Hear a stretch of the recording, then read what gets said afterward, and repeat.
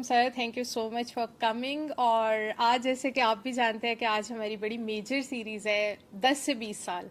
तो 10 से 20 साल के अंदर लड़के और लड़कियों में क्या मेजर चेंजेस आते हैं?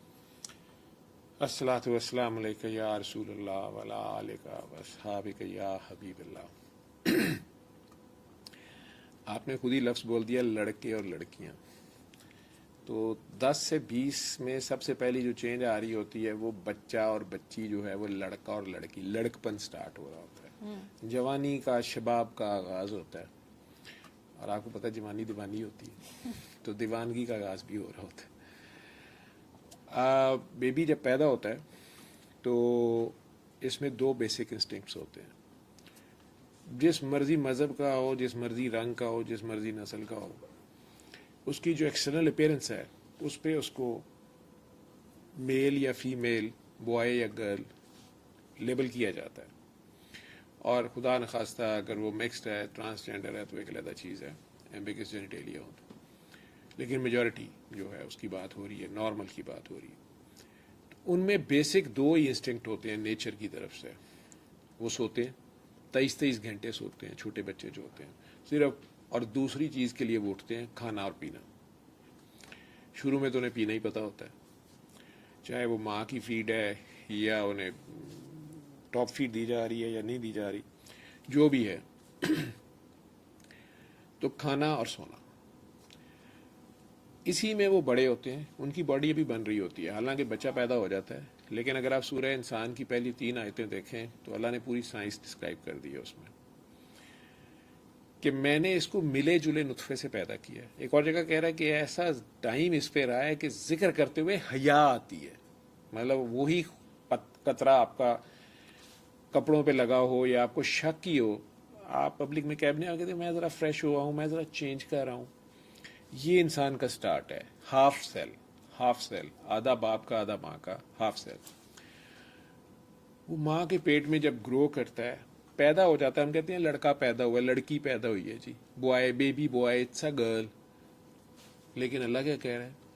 कहता मैंने इसे मिले जुले नुस्खे से पैदा किया, पैदा हो गया ये, और अब इसके आज़ाद सीधे किए। तो ये माँ के पेट में नहीं मुकम्मल बन गया होता। तो ये 12 साल की एज तक इसकी हड्डियां जुड़ती हैं, ठीक है, 10 to 12 में, और कंप्लीट हो रहा होता है। दूध के दांत जाते हैं, दूसरे दांत आते हैं, पहले दूध के आते हैं, फिर आपके परमानेंट टीथ आते हैं।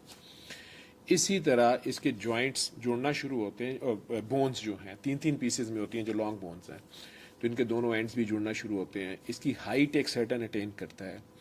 इसी तरह इसके सेकेंडरी सेक्सुअल करेक्टर्स डेवलप होना शुरू होते हैं।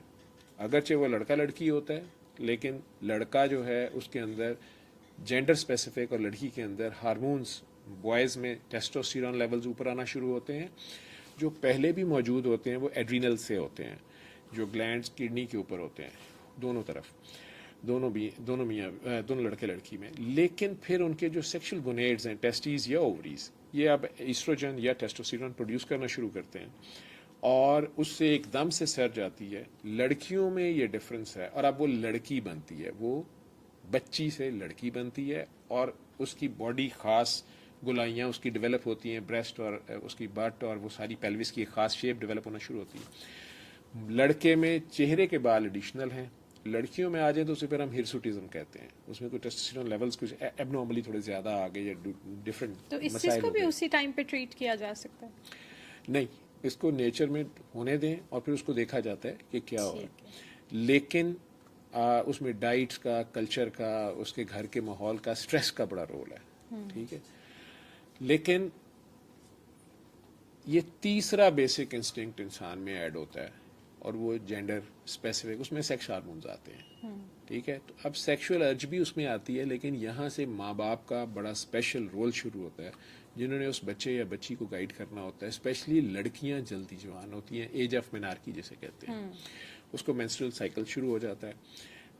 आजकल के दौर में तो 9-10 ईयर्स की एज में भी शुरू हो जाता है। अमेरिका में आज से 100 साल पहले जो उनकी एज ऑफ मेनार्की थी वो 15 to 16 ईयर्स थी, अब उनकी 10 to 13 ईयर्स पे आ गई है, ठीक है। उसमें फास्ट फूड का बड़ा रोल है। वो कह रहे हैं हेल्दी डाइट्स का रोल तो है, लेकिन साथ स्ट्रेस इतनी ज़्यादा आ गई है कि उनमें भी वो 10 to 13, और ये मुख्तलिफ जनरेशन में डिफरेंट है। यूरोप में डिफरेंट है, या एशियंस में डिफरेंट है, ब्राउन्स जिन्हें हमें वो कहते हैं, इसी तरह अफ्रीकन ब्लैक्स में डिफरेंट है, और उस हिसाब से बॉडी स्ट्रक्चर्स भी हैं। बहरहाल बॉयज में शोल्डर्स ब्रॉड हो जाएंगे, लड़की की पेल्विस ब्रॉड होना शुरू होगी, ठीक है। इसी तरह उनके प्यूबिक हेयर या आर्मपिट हेयर और फेशियल हेयर बॉयज में ये डेवलप होना शुरू होंगे। ये है एक्सटर्नल अपीयरेंस। अल्लाह क्या कह रहा है, अब मैंने इसके आज़ाद सीधे किए, आज़ाद सीधे होने के बाद अल्लाह कहता है, यानी ये 12 साल की एज पे आके इसके आज़ाद, इसकी बोन सारी जुड़ गई, स्ट्रक्चर इसका तैयार हो गया। 12-13 साल की एज में, 14 या 16 तक, 17-18 तक भी हाइट बढ़ती है। एग्जैक्टली। बॉयज की लेट बढ़ती है, लड़कियों की लड़कियों की पूरी हो जल्दी जाती बढ़ है। जाती है, और बॉयज की कॉलेज लाइफ में भी बढ़ रही सेम है। एज के अगर 10 साल का लड़का लड़की है तो लड़की की हाइट ज्यादा होगी, ठीक है। 13 या 14 तक या 15 तक लड़की फाइनल हाइट अचीव कर Exactly. जाती है। लड़के जो हैं ये 17-18 में एकदम से तेजी से जाएंगे, तो 10 और 20 के दरमियान तकरीबन 1 फुट तक हाइट बढ़ती है। इसी तरह तकरीबन 30 to 40 kg वेट बढ़ता है नेचुरली उसकी बॉडी का। जो 9 साल की एज में उसका था वो 20 तक आते हैं, उसमें 30-40 kgs ऐड होते हैं नेचुरली जो होने हैं, हाइट, स्ट्रक्चर भी, बोन्स की स्ट्रेंथ भी, सारी चीजें। तो अल्लाह तीसरी आयत साथ ही कहता है, इसके आज़ाद सीधे किए और अब इसको देखता सुनता बनाया। हालांकि वो तो पैदा होने से देख सुन रहा है, लेकिन अल्लाह कहता है अब इसको देखता सुनता बनाया। तो आपने पूछा 10 और 20 के दरमियान क्या है, तो इसमें उसमें शऊर आना शुरू होता है, माइंड डेवलप होता है, ठीक है, ब्रेन होता है और पूरी बॉडी डेवलप करती है। जो जब उसका स्ट्रक्चर एक खास हाइट तक अटेन कर जाता है, उसका पूरा स्ट्रक्चर तैयार हो जाता है, उसके हिसाब से उसके ऑर्गन्स तैयार होते हैं। और ये अल्लाह की अजीब बात है कि पहले पाँव बड़े होते हैं जितने बड़े होने होते हैं, ठीक है, टांगे लंबी होना शुरू होती हैं, फिर ये बाजू और हाथ भी लंबे होने शुरू होते हैं। ये भी मुख्तलिफ रेसेस में डिफरेंट है। हम जो ब्राउन्स हैं, हमारी बाजू उतने लंबे नहीं होते, हमारे हाथ उतने लंबे नहीं होते। जो गोरे हैं या अमेरिकन या यूरोपियंस हैं, उनके बाजू हमारे मुकाबले में थोड़े लंबे होते हैं, लंबे हाथे वाले हैं, ठीक है। लेकिन अल्लाह ने ये अजीब चीज़ रखी है कि जो अफ्रीकन ब्लैक्स हैं, चाहे वो अमेरिका में कहीं भी हैं, उनके लिम्स उनसे भी लंबे होते हैं, ये सारों से ज़्यादा लंबे होते हैं, ठीक है। डिफरेंट रेसेस में ज़रा डिफरेंस भी है, लेकिन ओवरऑल सारों में ये है कि उनके अब हाथ बाजू, बाद में ये टार्सो डेवलप होती है, ये भी अचीव करती है। अब उसके लंग्स और हार्ट इन 10 सालों के अंदर एंड पे वो भी खास जो साइज है उसको अटेन करते हैं। लंग्स की कैपेसिटी भी होनी चाहिए, हवा ज्यादा से ज्यादा, उसका सांस कितना पक्का है और हार्ट कितना मजबूत है। ये बहुत ही इंपॉर्टेंट टाइम है लाइफ का, 10 और 20 के दरमियान। लेकिन जो सबसे इंपॉर्टेंट उसके साथ चीज है वो ब्रेन है। और पाँव से तो स्टार्ट होता है, लेकिन इंसान का दिमाग जो है, उसका जो फिजिकल स्ट्रक्चर है, वो 7-8 साल के बाद नहीं बढ़ता। अच्छा, ठीक है। ये जो खोपड़ी है, इसके फेस का और सर का साइज बढ़ेगा, ठीक है, देखने में उसका चेहरा फुटबॉल की तरह हो जाएगा। जो 7 साल की एज में उसके मुकाबले में, बच्चे के मुकाबले में 18 साल की एज में उसका चेहरा बड़ा होगा। वो ये गोश्त और ये फैट्स और ये सारा चीज़ें ज़्यादा आएंगी, आंखों की एक खास शेप, चेहरा एक खास आपकी उसमें शेप में आ जाएगा, आंखों का भी एंगल बन जाएगा। लेकिन जो अंदर ब्रेन है वॉल्ट में, वो एक खास साइज अटेन कर जाएगा, उसका स्ट्रक्चर तैयार हो जाएगा। लेकिन उसके अंदर जो उसका फंक्शन है, जो माइंड है, जो सोचने की एबिलिटी है, उसमें बैक ऑफ माइंड पहले तैयार होगी, और जो फ्रंटल पार्ट है जिसमें कॉग्निशन है, जिसे आप इरफान कहते हैं, आरफ होना कहते हैं, ठीक है, मार्फत हासिल करना कहते हैं, ये 10 से 13 या 14-15 साल की एज का बड़ा खास टाइम है। और ये वो टाइम है जो ज्यादा जेंडर स्पेसिफिक और सेक्स हार्मोन्स तो डेवलप होते ही हैं, और उसमें उसके बिहेवियर्स डेवलप होते हैं, ये सारी चीजें इंटरलिंक्ड हैं। उसके साथ उसकी एप्टीट्यूड लाइफ में उसने किस किस्म का होना है, कोई स्किलफुल होना है, वो आर्टिस्टिक है, वो कोई शायराना मिजाज रखता है, वो रोमांटिक मिजाज रखता है, वो कोई जालिम किस्म का है, वो बहुत इम्पल्सिव है, वो नए नए तजर्बे करना चाहता है, वो वन व्हीलिंग कर रहा है, एग्जैक्टली। ठीक है, ये सारी चीजें। अच्छा, इसमें उसका लिम्बिक सिस्टम जो है ना, मिड ब्रेन जो है, ये पहले डेवलप हो जाता है, और जो कॉग्निशन का फोर ब्रेन है ये बाद में डेवलप होता है, जिसमें उसकी सारी पर्सनैलिटी बनती है। लेकिन ये जो मिड ब्रेन के जो पार्ट्स हैं, पर्टिकुलर एमिग्डाला, हिपोकैम्पस और हाइपोथैलेमस, और इनके साथ काफी हद तक उसके सेक्स हार्मोन्स का भी ताल्लुक है। साथ ही पिट्यूटरी पड़ा हुआ है उसी एरिया में, लेकिन जो मास्टर है सारे ग्लैंड्स का। इसमें बच्चा जो है उसके बारे में अल्लाह कह रहा है, और अब उसको देखता सुनता बनाया, यानी उसको लुकिंग और सीइंग में फर्क आ गया है, हियरिंग और लिसनिंग में फर्क है, ठीक है। तो अब उसको वो शऊर आ रहा है, और उन चीज़ों को एनालाइज करने की उसकी एबिलिटी, उसमें उसकी ज़ाती पसंद नापसंद, ठीक है, वो क्रिमिनल माइंडेड है, ठीक है, या वो अकेला आइसोलेशन में रहना पसंद करता है, अलूफनेस उसको पसंद है, वो अकेला हीरो बनना चाहता है, या वो एक टीम को साथ लेके चलता है, वो दूसरों का ख्याल रखता है या नहीं रखता। इस एज में उसके अंदर ये सारी चीजें उसको दी जा रही हैं। अब वो उसमें प्रेफरेंसेस क्या रखता है, उसमें एक्सटर्नल फैक्टर्स भी काउंट करेंगे, उसके माँ बाप की इनपुट काउंट करेगी, जिसे रिस्क हलाल कहते हैं, पॉजिटिव थिंकिंग, पॉजिटिव अप्रोच। वो जिस माहौल में है, जिस घर में है, उसमें अगर उसे यही बताया जा रहा है, इकट्ठे रहते हुए बताया जा रहा है कि ये ताई माँ भी दुश्मन है, चाची जादू कर देगी, उनके घर से पानी ना पीना, इनके फ्रिज से ये ना ले लेना, ये सारा कुछ उसके अंदर आप फीड कर रहे हैं, और वो खौफ और इनहिबिशंस जो डेवलप कर रहे हैं, जो कि नहीं डेवलप होती। अल्लाह का या नेचर का सिस्टम ये है कि वो बेखौफ होता है। आप 5, 6, 7 साल के बच्चे के पास वो खौफ नहीं होते, वो नए नए तजर्बे करना चाहता है। इस तरह 10 और 20 के दरमियान भी वो इम्पल्सिव होता है, वो नए तजर्बे करना चाहता है, वो अपनी एक इंडिविजुअल आइडेंटिटी मनवाना चाहता है, वो कुछ करके दिखाना चाहता है, कुछ डिफरेंट करना चाहता है। तो उसकी जो जाती पसंद है, जिसमें उसका ज्यादा इंटरेस्ट है, ब्रेन उस तरह डेवलप हो रहा है। उस ब्रेन की डेवलपमेंट को आप सारा खराब कर सकते हैं उस पर पाबंदियां लगा के, उसको खौफ डाल के, ठीक है, फेलियर्स के खौफ, क्योंकि आपकी जिंदगी के, अब्बा जी की जिंदगी के जो तजर्बे हैं वो फेलियर्स हैं, अम्मा के फेलियर्स हैं, या अम्मा अब्बा खुद डरे हुए हैं, उन्हें जिन भूत और जादुओं से फुर्सत ही नहीं है कि ये उसने कर दिया वो उसने कर दिया। उन्होंने खुद 50 साल की उम्र तक आते ये माने ही नहीं है कि उन्होंने खुद किया है, ये उनकी भी कोई गलतियां हैं या उनकी भी कोई शॉर्ट कमिंग्स हैं, ठीक है, या उन्होंने अपनी किसी चीज की भी गुर्बत को, चाहे वो इल्म की गुर्बत है, पैसे की गुर्बत है, या हुस्न की गुर्बत है, या रंगत की गुर्बत है, उसको भी उन्होंने अपनी एक इंफीरियरिटी कॉम्प्लेक्स बनाया है, हावी करके कॉम्प्लेक्स में ये आई और वो कॉम्प्लेक्स सारे उस बच्चे में डाल दिए। ट्रांसफर कर देंगे। उस अदरवाइज बच्चे में ये नहीं है। बच्चे का लिम्बिक सिस्टम जिस वक्त डेवलप हो रहा है, उसमें नए नए तजर्बे करने की बहरहाल है। वो सेक्सुअल परवर्शंस में भी जा सकता है, क्योंकि उधर से सेक्सुअल हार्मोन्स भी आ रहे हैं। तो ब्रेन के स्ट्रक्चर में मेन जो चीज डेवलपमेंट हो रही होती है 10 और 20 के दरमियान, एक उसके जेंडर के रिलेटेड उसकी हार्मोनल चेंजेस जो आ रही हैं, लड़कियों ने एज ऑफ मिनार्की अचीव की और उनके ऊपर उसके साइकोलॉजिकल इफेक्ट आएंगे। और अगर उसके वो क्या इफेक्ट आते हैं जब लाइक पहली दफा एक बच्ची, उसमें यही देख लें कि अगर 10 साल की बच्ची को मेंसेस शुरू हो गए, उसकी बाकी क्लास फेलोज को नहीं है, या उसके अगर वो एक जॉइंट फैमिली सिस्टम में रह रही है, उसकी बाकी कजन सेम एज की उन्हें अभी नहीं है, तो वो परेशान होके, अगर उसकी माँ उसके साथ दोस्त नहीं है, अगर उसकी माँ ने उसे गाइड नहीं किया, या उसकी कोई दोस्त इस तरह की है जिसके ऊपर वो ज्यादा ट्रस्ट करती थी, उसने उसे डरा दिया, ये तो बीमारी होती है, ये तो तुम दोज़ख में जाओगी, ये तो कुछ तुम्हें हो गया है, या उफ, ये इतना बड़ा टाबू है कि तुमने अम्मी से भी बात नहीं करनी।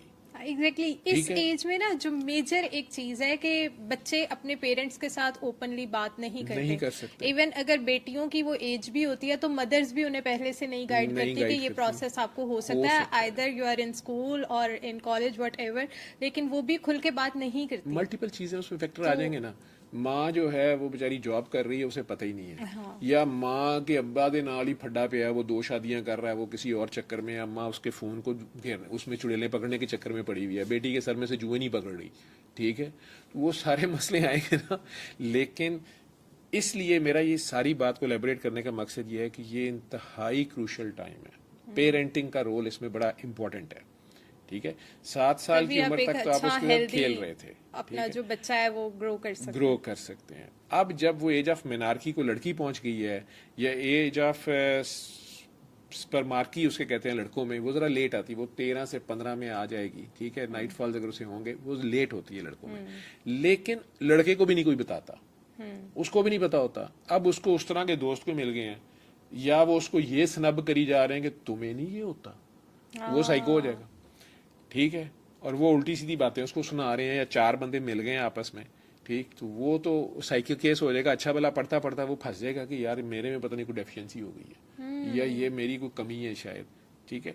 अब अगर वो माँ और बाप उसके दोस्त हैं, फ्रेंड्स बनना है, आपने 12-13 साल की उम्र के बच्चे का अपने का दोस्त बनना है, आप उसकी अगर बेस्ट फ्रेंड हो, वो आप में कन्फाइड करे, ठीक है। आप हर चीज को फॉर ग्रांटेड ना लें, और ये चीजें मैं अपनी गलतियों से सीख मैं बता रहा हूँ, ठीक है।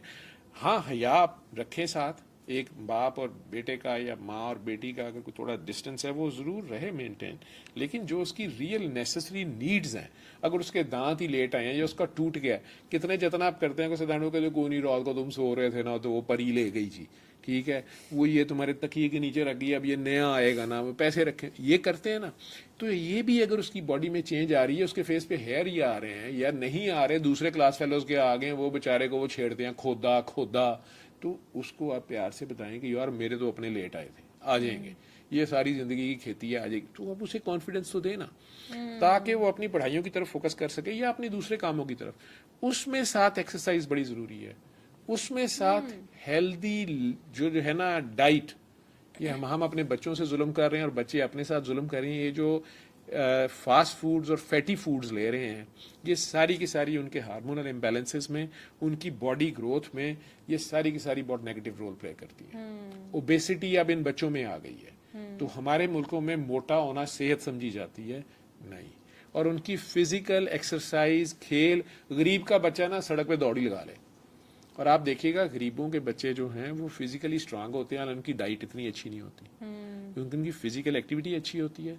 उनके माँ बाप उन्हें ज्यादा फियर्स में नहीं डालते, उन्हें पता होता है कि ये स्ट्रीट स्मार्ट होगा, इसने फाइट करके रोजी रोटी कमानी है, कुछ करना है, तो इसको कुछ करने दिया जाए, उस पर रिस्पॉन्सिबिलिटीज भी लाते हैं साथ, ठीक है। नेचर आपको ग्रो जरूर कर रही होती है, लेकिन जो ज्यादा पढ़ी लिखी क्लास है, मैंने ये देखा है कि वहाँ पे कभी कभी उन्हें कहना ही पड़ता है। मुझे वो पठानों का बड़ा अच्छा मुझे फार्मूला लगता है, ट्रकों के पीछे जो लिखा होता है कि अकल आना ही तो मौजा ही मौजा। तो ये बच्चों के मौज की एज होती है, उन्हें अकल आई जानी होती है, उन्हें आप प्यार से गाइड जरूर करें, उन्हें अल्लाह रसूल का या डूज एंड डोंट्स जरूर बताएं, और उन्हें पॉजिटिव फ्रेम ऑफ माइंड में रखें। उनमें फियर्स और उनमें गिल्टी कॉन्शियसनेस जो है ये ना डालें, नहीं तो यही वो एज है जहां से ओसीडी, बाइपोलर डिसऑर्डर, शिजोफ्रीनियाज, ठीक है, एंजाइटी, डिप्रेशन, स्ट्रेस, ये सारे यहाँ से डेवलप होते हैं। चूंकि जब उसका ब्रेन ये डेवलप हो रहा है, तो जो एक सेकंड स्ट्रक्चर ऑफ फाइनल जिसे कहते हैं ना, फाइनल ट्यूनिंग, फाइन रिफाइनमेंट, जिस तरह आप लोग फाइनल हर चीज आपकी तैयार होती है, उसके बावजूद हर पॉडकास्ट से पहले आप लैंप की पोजीशन तक बालों की एक एक बाल को सीधा कर रहे होते हैं। इस तरह ब्रेन की फाइनल जो सारा का सारा ये है इलेक्ट्रिकल स्ट्रक्चर ब्रेन जो है, ठीक है, और हार्मोन्स भी इसके साथ रिलेटेड है सारे। तो इसकी जितनी तारे हैं ना, एक उनके कनेक्शंस, ठीक है, ये 3 ट्रिलियन सेल्स हैं, इनमें से हर एक का डिफरेंट फंक्शन है। और फंक्शनल एमआरआई, कलर्ड एमआरआई आने के बाद इंसान को पता चला कि ब्रेन के एक एक मिलीमीटर का या उससे भी नैनोमीटर का डिफरेंट समटाइम्स फंक्शन है, और वो स्ट्रेस में कैसे बिहेव करता है, अच्छे और बुरे में ब्रेन का कौन सा पार्ट बिहेव कर रहा है, उसमें नेगेटिव थिंकिंग क्या रोल प्ले करती है और उसके अंदर पॉजिटिव थिंकिंग क्या रोल प्ले करती है। इसमें एक चीज और लोगों को हिंट दूंगा, माँ बाप को हिंट दूंगा, अपने बच्चों को ना गाहे बगाहे नेकियां कमाने की तलकीन किया करें। नेकियां वो नहीं हैं कि वो इबादत शुरू कर दें, तस्बीहां पकड़ लें या मुंह मशरिक या मगरिब को कर लें। अल्लाह ने मना, कुरान में कह दिया कि नेकी मुंह मशरिक या मगरिब करने का नाम नहीं है। सिखाएं उसको इबादत, जिस भी रिलीजन से आप, उसे एक्ट्स ऑफ काइंडनेस सिखाएं, उसे रैंडम एक्ट्स ऑफ काइंडनेस सिखाएं। किसी जानवर की हेल्प कर देना, किसी बूढ़े की हेल्प कर देना, किसी बड़े के लिए जो है थोड़ी जगह छोड़ देना, अपने कलीग्स, अपने पीयर्स को जो है वो हेल्प आउट कर देना, और पीछे मुड़ के भी ना देखना। साथ बच्चों को सिखाएं कि एक्सपेक्ट नहीं करना, उन्होंने एक्सपेक्ट अल्लाह के सिवा किसी को नहीं करना। ये आप तब सिखा सकते हैं, ये फाइनल की आपको दे देता हूं कि वो आप खुद करते होंगे। बच्चे नकाल होते हैं, बंदर से बड़े नकाल होते हैं, बच्चे देख के सीखते हैं। आपने जो उनसे कराना है लेक्चर ना दें, वो करके दिखाएं उन्हें, तो वो करते जाएंगे। लेकिन ये जो 12 के बाद का दौर है ना, टीन्स जिन्हें आप कहते हैं, ठीक है, इसमें उसने तजर्बे करने ही करने हैं, इसमें उसने अपने नए नए एक्सपेरिमेंट्स करने हैं। आप उसे ज़्यादा डराएं नहीं, लेकिन वार्न कर दें, ठीक है, वन व्हीलिंग तक ना जाए। और यही वो दौर है जहाँ से सब्सटेंस अब्यूज़ शुरू होगा। सेक्सुअल परवर्शंस भी यहाँ से शुरू होंगे। अर्ली सेक्सुअल एक्टिविटी उसके ब्रेन को डैमेज कर देगी, उसकी बॉडी स्ट्रक्चर के डेवलपमेंट को डैमेज कर देगी, ठीक है, उसके हार्मोनल इम्बैलेंसेस क्रिएट करेगी और बाकी डिजीज में भी ले जाएगी। एट द सेम टाइम जब फिर अब वो नेगेटिव थिंकिंग में जाएगा, स्ट्रेस में जाएगा, डिप्रेशन, एंजाइटी और साइकोसिस में जाएगा, तो अब वो सब्सटेंस अब्यूज शुरू करेगा। और हमारे स्कूलों में बड़े प्लानिंग से दूसरी नेशंस जो होती हैं, जो एक इंसान है, हर अच्छे बुरे कहते हैं ना, हर जगह होता है, हर मज़हब में, हर कौम में, हर मुल्क में इंसान भी हैं और नफसान भी हैं। ये शैतान से ज़्यादा ख़तरनाक होते हैं, ये जो नफसान होते हैं। तो वो अपने नफसानी ख्वाहिशात के लिए, अपने मालो दौलत समेटने के लिए, अपनी ताकत कायम रखने के लिए, या अपनी सेक्सुअल परवर्शंस पूरी करने के लिए, डार्क वेब जैसे है कि छोटे बच्चे तक का जो हशर कर देते हैं, वो आपके स्कूलों कॉलेजों में ये सब्सटेंस जो है प्रोवाइड करने वाले वो नफसान ही है। तो उनको बचाना अपने बच्चों को इनसे टीचर्स का भी रोल है और आपका भी रोल है। तो वो बच्चे को अगर आप इमोशनल सपोर्ट दे रहे हैं और उसको उसकी साइकोलॉजिकल डेवलपमेंट जब हो रही है, उसमें अगर उसको जो उसकी सेक्सुअल चेंजेस आ रही हैं जेंडर रिलेटेड, उसमें पहले से अवेयरनेस देते हैं और उसके साथ मामा कह लेती है लड़की को या बाप कह लेता है लड़के को, ये तेरा मेरा सीक्रेट है, तो वो और ज़रा अच्छा फील करता है कि मेरा और बाबा का कुछ सीक्रेट है जो हमने किसी के साथ शेयर नहीं करना, तो उससे इंपॉर्टेंस मिल रही है, ठीक है। यहाँ से वो माइंड, तो उसकी माइलिन शीट्स हो रही होती हैं, जो ब्रेन के दो जो मेन अफाइन स्ट्रक्चर है ना बन गया, उसकी वो जो तारे हैं ना, वो तारों के ऊपर एक इंसुलेशन, जैसे हमारी बिजली की तारों के ऊपर एक रबर की कवरिंग होती है ना, या प्लास्टिक की कवरिंग होती है, जैसे कहते हैं माइलिन शीट्स। एक तो क्रॉस रिएक्शंस ना हो, एपिलेप्सी जैसे हो जाती है कि उसको एकदम शॉर्ट सर्किटिंग ब्रेन में हुई और उसको बेचारे को मिर्गी के दौरे पड़ गए, या ब्रेन बहुत ज्यादा स्ट्रॉम आ गया उसके अंदर इंफॉर्मेशन का, या स्टिमुलेशन कोई आ गई। लेकिन वो कुछ बहुत कम केसेस में तो होता है कि ब्रेन में कोई ट्यूमर है या चोट लगी है तो अंदर जख्म है, उसकी वजह से मसला हो गया। अदरवाइज तारें डैमेज हुई हुई हैं तो उसकी वजह से है। अदरवाइज इंसानों को अभी तक नहीं पता, डॉक्टर्स को नहीं पता कि ये एपिलेप्सी ये क्यों होती है। छोटे बच्चे को भी हो जाती है, बहुत छोटे को भी, उसमें माँ बाप का बड़ा रोल है, उनके थॉट प्रोसेस का बड़ा रोल है। लेकिन ये तारों के ऊपर अब इंसुलेशन होनी शुरू होती है, उसे हम कहते हैं माइलिन शीट्स। ये क्रॉस रिएक्टिविटी से जाती है, इसका ज्यादा फायदा अल्लाह क्या कर रहा है, अब उसने काम करना है ना, दुनिया में परफॉर्म करना है। तो अल्लाह तीसरी आयत में कह रहा है कि अब मैंने इसको देखता सुनता बनाया और बस दो रास्ते दिखा दिए, कौन से, शुक्र करे या कुफर करे। तो शुक्र करना यही नहीं है thank you thank you thank you या अल्हम्दुलिल्लाह अल्हम्दुलिल्लाह अल्हम्दुलिल्लाह, बांटना, जो उसने दिया उसे शेयर करना, acts of kindness, acts of kindness. उसके साथ उसकी टीम बनेगी, उसके साथ उसको दुआ देने वाले बढ़ेंगे, उसको मेंटली सपोर्ट करने वाले, उसके लिए पॉजिटिव रेज थ्रो करने वाले, उसको पॉजिटिव गैमा रेज मिलना शुरू होंगी। तो ये माइलिन शीट्स जो हैं उसके ब्रेन की जो थॉट प्रोसेस है और जो ब्रेन के अंदर जो सिग्नल ट्रांसफॉर्मेशन है वो 3000 गुना बढ़ा देती है। उसकी जो थॉट की स्पीड है, जो नर्व इम्पल्स जानी और आनी है, उसको 3000 टाइम्स बढ़ाती हैं। तो ये वो टाइम है 10 से 15 साल 14 साल की एज का, जब माइलिन शीट्स कवरिंग्स आ रही होती हैं, प्लस डिफरेंट तारों का आपस में तालमेल बन रहा है। ठीक है, आपने देखा होगा जो आर्टिस्ट होते हैं, कोई स्किलफुल आर्टिस्ट है, उनकी एबिलिटी दूसरों के मुकाबले में ज्यादा होती है। एक बंदे की कैमरे की आंख को देखना, उसको प्रोड्यूस करना डिफरेंट है। AR रहमान का म्यूजिशियन तो इंडिया में बहुत है, पूरी दुनिया में बहुत है, उसका म्यूजिक ही डिफरेंट है, उसका सोचने का अंदाज ही डिफरेंट है। ये वो टाइम है जब वो जो कनेक्शंस आपस में भी डेवलप हो रहे हैं डिफरेंट चीजों का। आप और भी चीजों, एक ही बंदे में फ्रेंच के बारे में कहा जाता है, जो फ्रांसीसी है ना, उनके घरों में कमरों में जाएंगे ना, यही सादा सी चीजें होंगी, लेकिन उसने उसे अरेंज इस किस्म के किया होगा कि वो एक डिफरेंट आर्टिस्टिक सा टच होता है। ठीक है, वही चीजें मेरे कमरे में पड़ी होंगी तो लगेगा गंद पे है, कूट कबाड़ ये क्या यार इसने रखा हुआ है। उनका चीज को देखने का अंदाज डिफरेंट है। कुछ नेशंस में भी है, फिर उनकी ग्रूमिंग उसी तरह होती है। तो जो आर्टिस्टिक माइंड है वो और होगा, जो एथलेटिक माइंड है वो और होगा, जो शायराना मिजाज वाला, जो रोमांटिक मिजाज वाला, और जो क्रिमिनल माइंड है।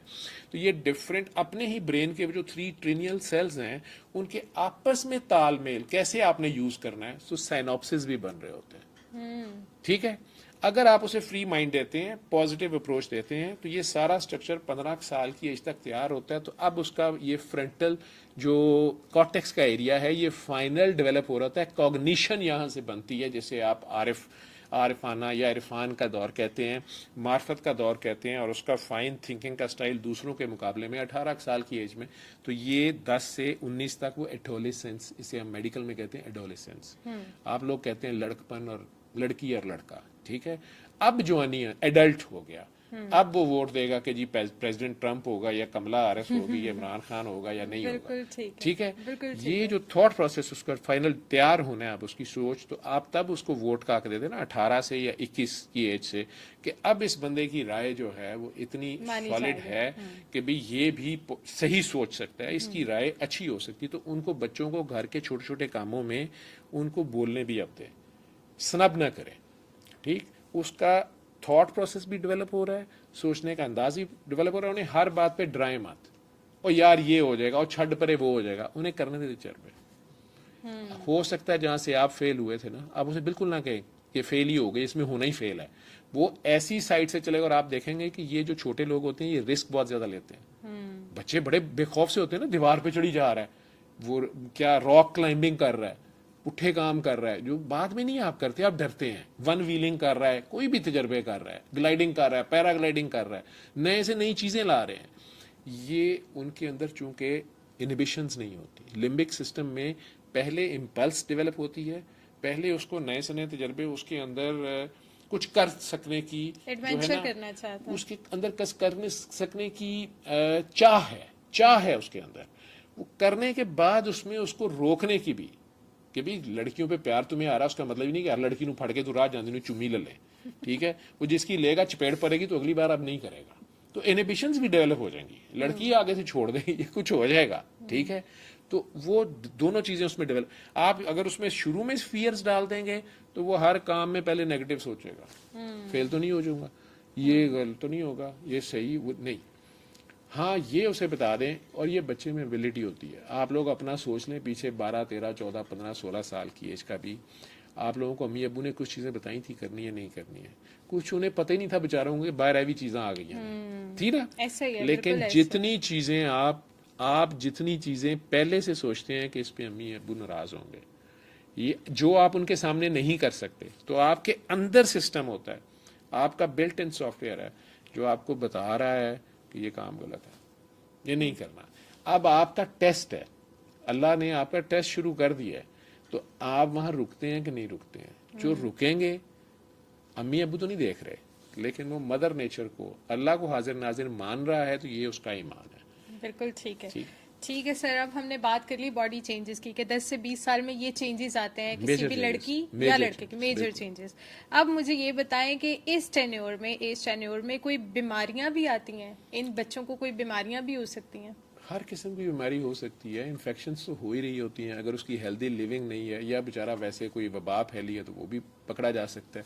उसमें भी अगर उसका इम्यून सिस्टम स्ट्रांग है, उसमें फिर थॉट प्रोसेस का जोर आ जाएगा, उसकी थॉट प्रोसेस पॉजिटिव है, वो फियरलेस है, और वो अल्लाह पे तवक्कल जिसे कहते हैं कि अल्लाह इस तवक्कल चल एज रहा है। में तो मेरा ख्याल वो इतने स्ट्रांग पहले ही नहीं होते, ये तो पेरेंट्स की जी, आपकी है जो भी grooming के, वो एक्सट्रीम्स जो ऑफ भी करते एजेस हैं। होती है ना, उसमें वो लोग अभी वल्नरेबल ज्यादा होते हैं, बूढ़े भी और बहुत छोटे बच्चे भी, ठीक है।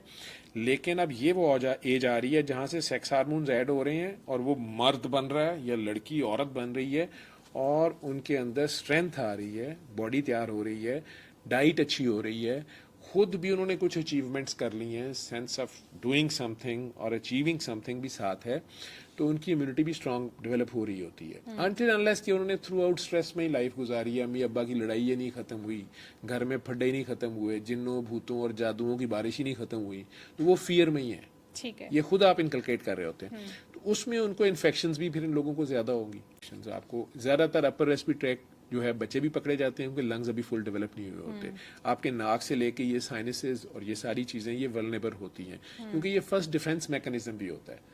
आपकी जो गंदी हवा आजकल स्मोक है जैसे, या कोई भी पोल्यूशन है, तो उसको सबसे पहले नाक और गला और ये सारा आपका एरिया जो है उसको फाइट करता है, रोकने की कोशिश करता है। जो मुंह में लुआब बनता है और जो स्क्रीशंस आपकी नाक में भी और पीछे बनती हैं, वो उस हवा को क्लीन करने के काम आ रही होती है। उसमें अगर जरासीम ज्यादा चले गए, हवा में ज्यादा है, या इरिटेंट्स हैं, केमिकल्स हैं, पोल्यूशन है, तो वो कितनी देर फाइट करेगा। उसके साथ अगर उसकी डाइट अच्छी है, पानी पीना अच्छा, साफ पानी, इसलिए उस पर जोर दिया जाता है ना कि आप उन्हें बैलेंस डाइट दें और पानी साफ पीने का हो, क्योंकि पानी उसने पीना ही पीना, उसकी बॉडी 2/3 हमारी बॉडी जो है वो पानी है। पानी की कमी होगी, इन्फेक्शन ज्यादा होंगी, ठीक है। एक तो इन्फेक्शन है, फिर मेटाबॉलिक डिजीजेस अब ज्यादा बच्चों में आना शुरू हो गई हैं, डाइट डायबिटीज अनहेल्दी भी हो होने की जाती वजह है से इस एज में। डायबिटीज हो सकती है। वो दो तरह की है कि मेनली तो शुरू में जो हो जाती है वो इंसुलिन डेफिशिएंसी की होती है कि उस बच्चे में किसी वजह से माँ या बाप की तरफ से वो सेल्स डेवलप नहीं हुए या फुली डेवलप नहीं हुए या जल्दी किसी इन्फेक्शन से डिस्ट्रॉय हो गए जिसने उसकी बॉडी में इंसुलिन बनानी थी। जब उसकी बॉडी में इंसुलिन नहीं होगी तो वो उसे डायबिटीज डेवलप हो जाएगी। वो जितनी शुगरी डाइट्स ले रहा है उसके खून में चीनी की मिकदार ज्यादा होगी तो चीनी पे कीड़े तो आएंगे, जरासीम भी आएंगे और खून थिक हो जाएगा शीरे की वजह से। तो मल्टीपल प्रॉब्लम्स उसे होनी शुरू होंगी और इवन उसकी डेथ हो सकती है बच्चे की अगर उसे पता ही नहीं कि उसे शुगर है और उसके शुगर लेवल्स हाई हो गए हैं। तो किडनीज जब उसे नहीं एक्सक्रीट कर पाएंगी और इंसुलिन बॉडी में शामिल नहीं होगी तो बॉडी को एनर्जी नहीं मिलेगी। ओह माय वो गॉड। जो मर्जी खाएगा वो मैदे से, आंतों से, पेशाब पखाने के रास्ते बाहर चला जाएगा और ब्लड में होते हुए भी वो ग़िज़ाइयत उसे नहीं मिलेगी, उसे एनर्जी नहीं मिलेगी, उसे कैलोरीज नहीं मिलेंगी, ठीक है। तो उसको एक तो बहुत ज़्यादा पेशाब आना शुरू हो जाएगा, यूरिन का एक सिस्टम है, उसकी शुगर चूंकि उधर को निकल रही है तो पानी भी साथ लेके जा रही है तो डिहाइड्रेशन भी हो गई, इन्फेक्शंस भी अटैक करेंगी और उसकी किडनीज आखिरकार एसिड प्रोड्यूस, उसकी लिवर जो है उसे समझ नहीं आ रही तो वो प्रोटीन उसकी बॉडी का जो गोश्त है, उसकी बॉडी की जो फैट है उसको यूटिलाइज करना शुरू कर देगा। क्योंकि कार्बोहाइड्रेट्स हैं जो आपकी फौरी शुगरी डाइट्स हैं जो आपकी फौरी सप्लाई है, जो एनर्जी फौरन देती है, फटाफट आपने खाया फौरन आप तैयार हो गए किसी भी काम के लिए, वो इस्तेमाल ही नहीं हो रहा। जब इस्तेमाल नहीं हो रहा तो एक तो डल हो गया, दिमाग भी उसका काम नहीं कर रहा, फिजिकली आप उतने स्ट्रांग नहीं है, लेकिन बॉडी ने चलना तो है, ठीक है। उसके लिए लिवर फिर क्या करेगा कि आपकी ही बॉडी को, चूंकि कार्बोहाइड्रेट्स को तो इस्तेमाल कराने के लिए इंसुलिन चाहिए, इंसुलिन उसकी बॉडी में नहीं है, तो वो आपके फैट्स को सबसे पहले जो स्टोर्स होते हैं बेसिकली आपके पास, जब आपको तनख्वाह नहीं मिल रही तो आपके पास जो बचत है आप वो यूज करेंगे ना, तो वो फैट्स को जब यूज करेगा तो फैट का जो मेटाबॉलिज्म उससे एसिड प्रोड्यूस होना शुरू हो जाएगा और फिर इवन एक्सट्रीम पे जाके उसे नहीं फिर भी पता कि मुझे शुगर है तो उसकी इवन बॉडी के अंदर जो प्रोटीन, जो गोश्त है, उसका जो मसल मैस है वो भी यूज होना शुरू हो जाएगा, किडनीज पे भी लोड आ जाएगा, सारी बॉडी पे स्ट्रेस आएगी, बच्चा कॉमा में चले जाएगा, हम उसे कहते हैं डीके या शुगर कॉमा उसे कहते हैं, हाई शुगर्स के साथ। तो कई बार ऐसा पेशेंट पहली बार इमरजेंसी में आता है तो रैंडमली शुगर चेक करने में पता चलता है कि ओहो इसको तो डायबिटीज है। तो ये ज्यादा सीवियर फॉर्म की होती है जो बाय बर्थ भी समटाइम्स आ रही होती है, पैदाइश पे भी हो सकती है, शुरू के चंद सालों बाद ही जो थोड़ी बहुत इंसुलिन बनती थी अगर वो भी खत्म होगी तो हो सकती है। जो दूसरी डायबिटीज है जिसे हम फेक डायबिटीज या जाली शुगर या 2 नंबर शुगर भी कहते हैं या टाइप 2 डायबिटीज है, वो यूजुअली 30 to 40 एज में जाके होती थी, मोटापे से, ओबेसिटी से, डाइटरी जैसे कह लें कि इम्बैलेंस से और साथ फिजिकल एक्टिविटी ना करने से, वो अब 10 से 20 में भी आ रही है। वो बच्चे भी मोटापे का शिकार होते हैं, हम उसे मूडी बोलते हैं, ठीक है। उसमें फिर आप इंसुलिन लगाने का फायदा नहीं, इंसुलिन उसकी बॉडी में जरूरत से ज्यादा है लेकिन इस्तेमाल ही नहीं हो रही। उसमें हमें गोलियां हम देते हैं जो टैबलेट्स उसकी शुगर को कंट्रोल कैसे करते हैं, उसी की इंसुलिन को इस्तेमाल कराते हैं सम और दी अदर, लेकिन उसमें उसको स्ट्रिक्ट डाइट करनी लाजमी है और स्ट्रिक्ट एक्सरसाइज या वॉक करनी लाजमी है, वेट रिडक्शन लाजमी है। तो उस शुगर को आप टोटल ख़त्म भी कर सकते हैं और कंट्रोल भी कर सकते हैं अगर आप अपनी डाइट हैबिट और अपनी फिजिकल एक्टिविटी को ठीक कर लेते हैं और स्ट्रेस जो है उसको ख़त्म कर देते हैं अपनी ठीक है। लाइफ से। ये तो हमने डायबिटीज कर ली कि जिन बच्चों को बहुत छोटी एज में, लाइक उनकी टीन एज में डायबिटीज हो जाती है, इसके अलावा भी कोई बीमारियां जो इस एज में अटैक कर जाती हैं, कोई वियर्ड बीमारियां जिनकी अवेयरनेस नहीं है, मतलब गला खराब इज कॉमन, गले खराब से उसके हार्ट के वेल्व्स डैमेज हो जाएंगे, ठीक है। एक खास जरासीम होता है उसके जहरीले मादे से उसके दिल के वाल खराब होना शुरू होते हैं। फिर पाकिस्तान में या हमारे मुल्क में टीबी इन्फेक्शंस में बहुत ज़्यादा लंग्स की, और एक ही कमरे में 10-10 लोग रह रहे हैं, वेंटिलेशन नहीं है, हवा का गुजर नहीं है, ठीक है।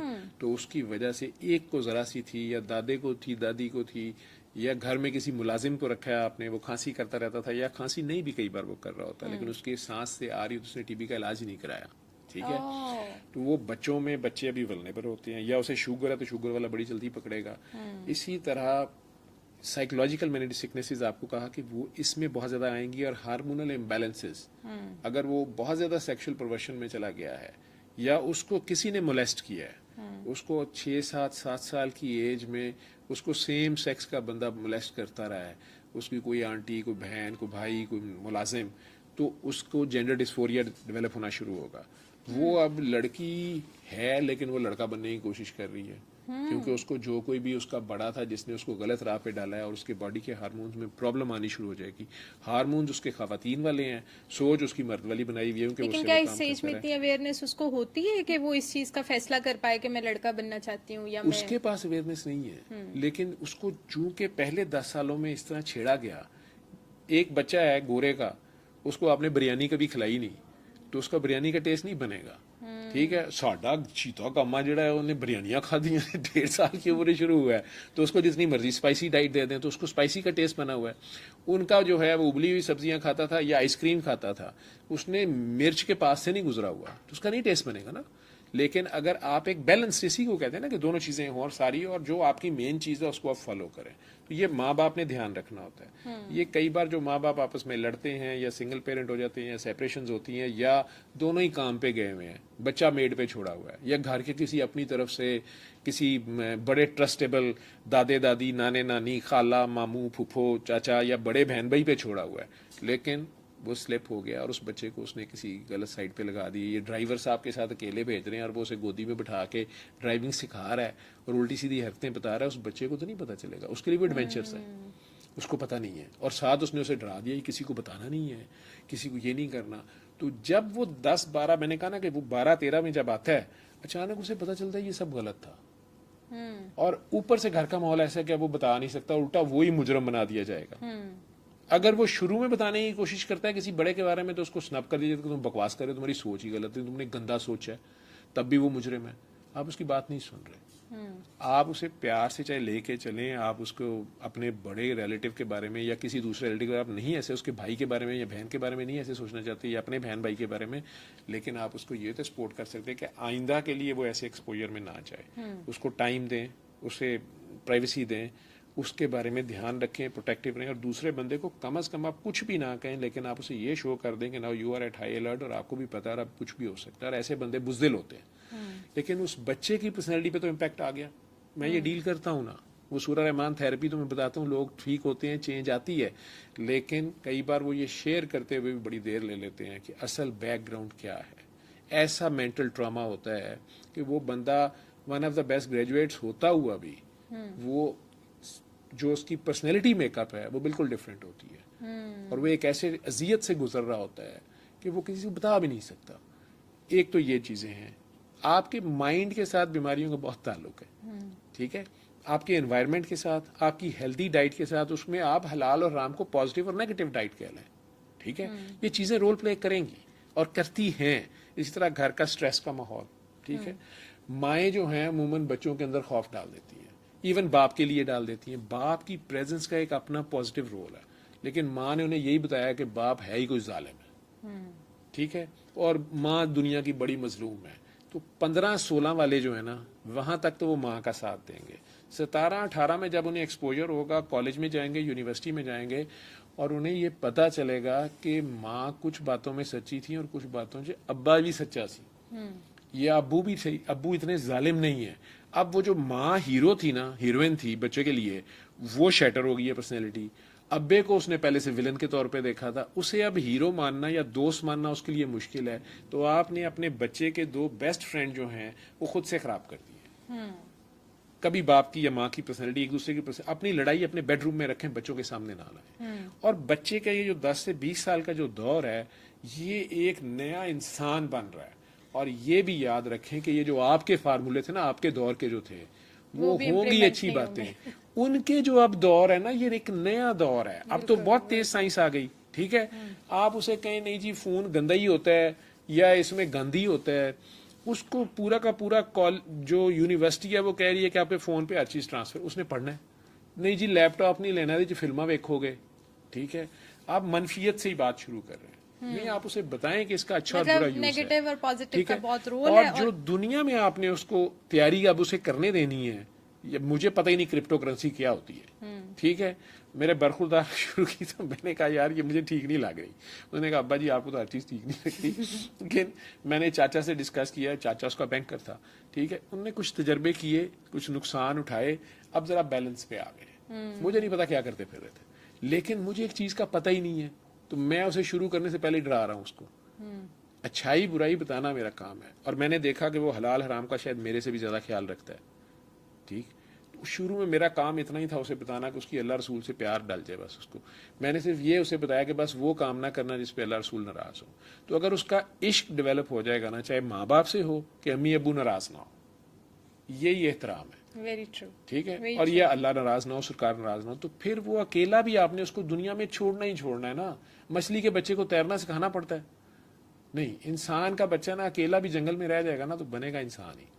ये नेचर ने रखा हुआ है उसके ऊपर। और नबी करीम सल्लल्लाहु अलैहि वसल्लम की सबसे बड़ी मिसाल हमारे सामने है कि 6 साल की उम्र तक माँ और बाप दोनों ही नहीं रहे। दादा है तो वो भी चले गए। कई बच्चे इसी दुख में होते हैं कि अल्लाह ने मेरे साथ ऐसे क्यों किया, मेरे अब्बू क्यों नहीं थे, या मेरी अम्मी क्यों नहीं थी। नहीं, नबी पाक के उसके सामने एग्जाम्पल होगी कि वो 8 साल की एज में तीसरा बंदा जो उनका प्यार, जो उनसे प्यार करता था, अल्लाह ने वो भी ले लिया। Still he is one of the best, बल्कि he is the best personality. बेशक। ठीक है, तो वो टोटल ट्रस्ट करते रहे उस अननोन फोर्स को, और उसको फिर ढूंढना शुरू हुए जिसने कई जगह उन्हें सपोर्ट किया। इसी तरह आपका बच्चा भी कई जगह पे उसको सपोर्ट मिलती है तो वो फील करता है कि ये कौन है जिसने मेरी हेल्प की है, तो उसका फिर वो लिहाज भी करना शुरू करता है।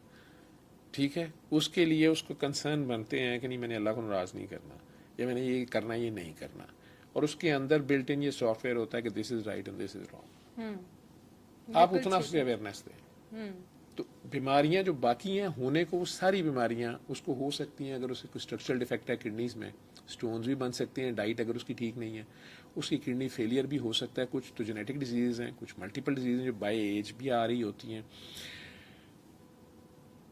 मैं फिर वही कहूँगा, सोच, अच्छा माहौल और अच्छी डाइट, ये 3 चीज़ों का बहुत रोल है। और प्लस उसको कुछ करने दें, उसे खौफ ना डालें, उसे हर बात पे रोकें ना, लेकिन उसके दोस्त बने। ये बड़ा ही क्रिटिकल फेज है। आप उसके इतने अच्छे दोस्त हों, माँ बाप या दोनों में से कोई एक, कि वो किसी से भी जो बात उसने छुप के शेयर करनी वो आपसे करे। बिल्कुल ठीक। अच्छा सर, आपने बात की एपिलेप्सी की, तो मुझे ये बताया कि एपिलेप्सी भी जो है ना, ये वेरी करता है। कुछ में किसी और तरह का होता है, कुछ बच्चों में। और मेरा ख्याल है, जहाँ तक मेरा नॉलेज है या जहाँ तक मैंने बच्चे देखे हैं, उनको मैंने इसी एज में इसका शिकार होते देखा है। तो इसके बारे में प्लीज़ बताइएगा। नहीं, इसकी डिफरेंट टाइप्स हैं। एक तो इस हिसाब से है कि एक है जनरलाइज्ड, पूरी बॉडी पे इफेक्ट कर जाती है। एक है कि पार्शियल, उसे हम एपिलेप्सी कहते हैं, किसी एक बाजू उसका थोड़ी देर को झटके खाता है। एक एब्सेंस सीजर्स हैं, वो बैठे बैठे गायब हो जाता है, तो उसकी बॉडी झटके नहीं खा रही होती लेकिन ब्रेन के अंदर शॉर्ट सर्किटिंग हो रही होती है। वो एक इसकी टाइप है कि एब्सेंस सीजर्स, कि वो बैठे बैठे गायब हो गया है। वो देखने में उसको झटके नहीं लग रहे, लेकिन आपको लगता है वो कहीं सोच में गुम हो गया है, लेकिन अंदर उसके ब्रेन में शॉर्ट सर्किटिंग हो रही होती है। ठीक है, और कई बार उसको वियर्ड से वियंस भी हो रहे होते हैं। ठीक है, या अजीबोगरीब खुशबुएं बदबुएं भी आ रही होती हैं, कलर्स भी नज़र आ सकते हैं। ये स्पिरिचुअल ज़्यादा है एज़ कम्पेयर टू फिजिकल के। लेकिन अगर वजूहात के ऊपर बेसिस पे इसको डिफ्रेंशिएट करें तो एक होती है प्राइमरी और एक है सेकेंडरी। प्राइमरी का डॉक्टर्स को रीज़न नहीं पता कि ये क्यों होती है। वो बर्थ के बहुत पहले साल से भी शुरू हो सकती है। एक तो होती है कि छोटे बच्चों को बहुत ज़्यादा बुखार हो तो उससे भी फिट्स पड़ जाते हैं। बाद में जो वो बड़े होते हैं फिर उन्हें बुखार से नहीं पड़ते।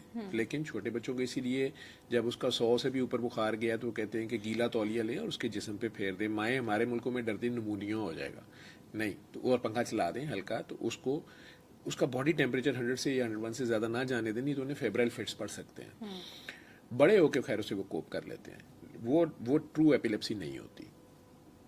लेकिन एक है कि उसके ब्रेन में स्ट्रक्चरल डैमेज है। उसके ब्रेन में पैदाइश के अंदर अंदर कोई सिस्ट है, कोई ट्यूमर है, रसौली है। ठीक है, ब्रेन पूरा डेवलप नहीं हुआ, कई बार अंदर अजीबोगरीब किस्म की उसके स्ट्रक्चर्स रह गए, उससे शॉर्ट सर्किटिंग होती है। नॉर्मल जो ट्रैफिक चलनी है सिग्नल्स की, आगे से कोई स्कार है, उसको इन्फेक्शन हो गई, गर्दन तोड़ बुखार हो गया था।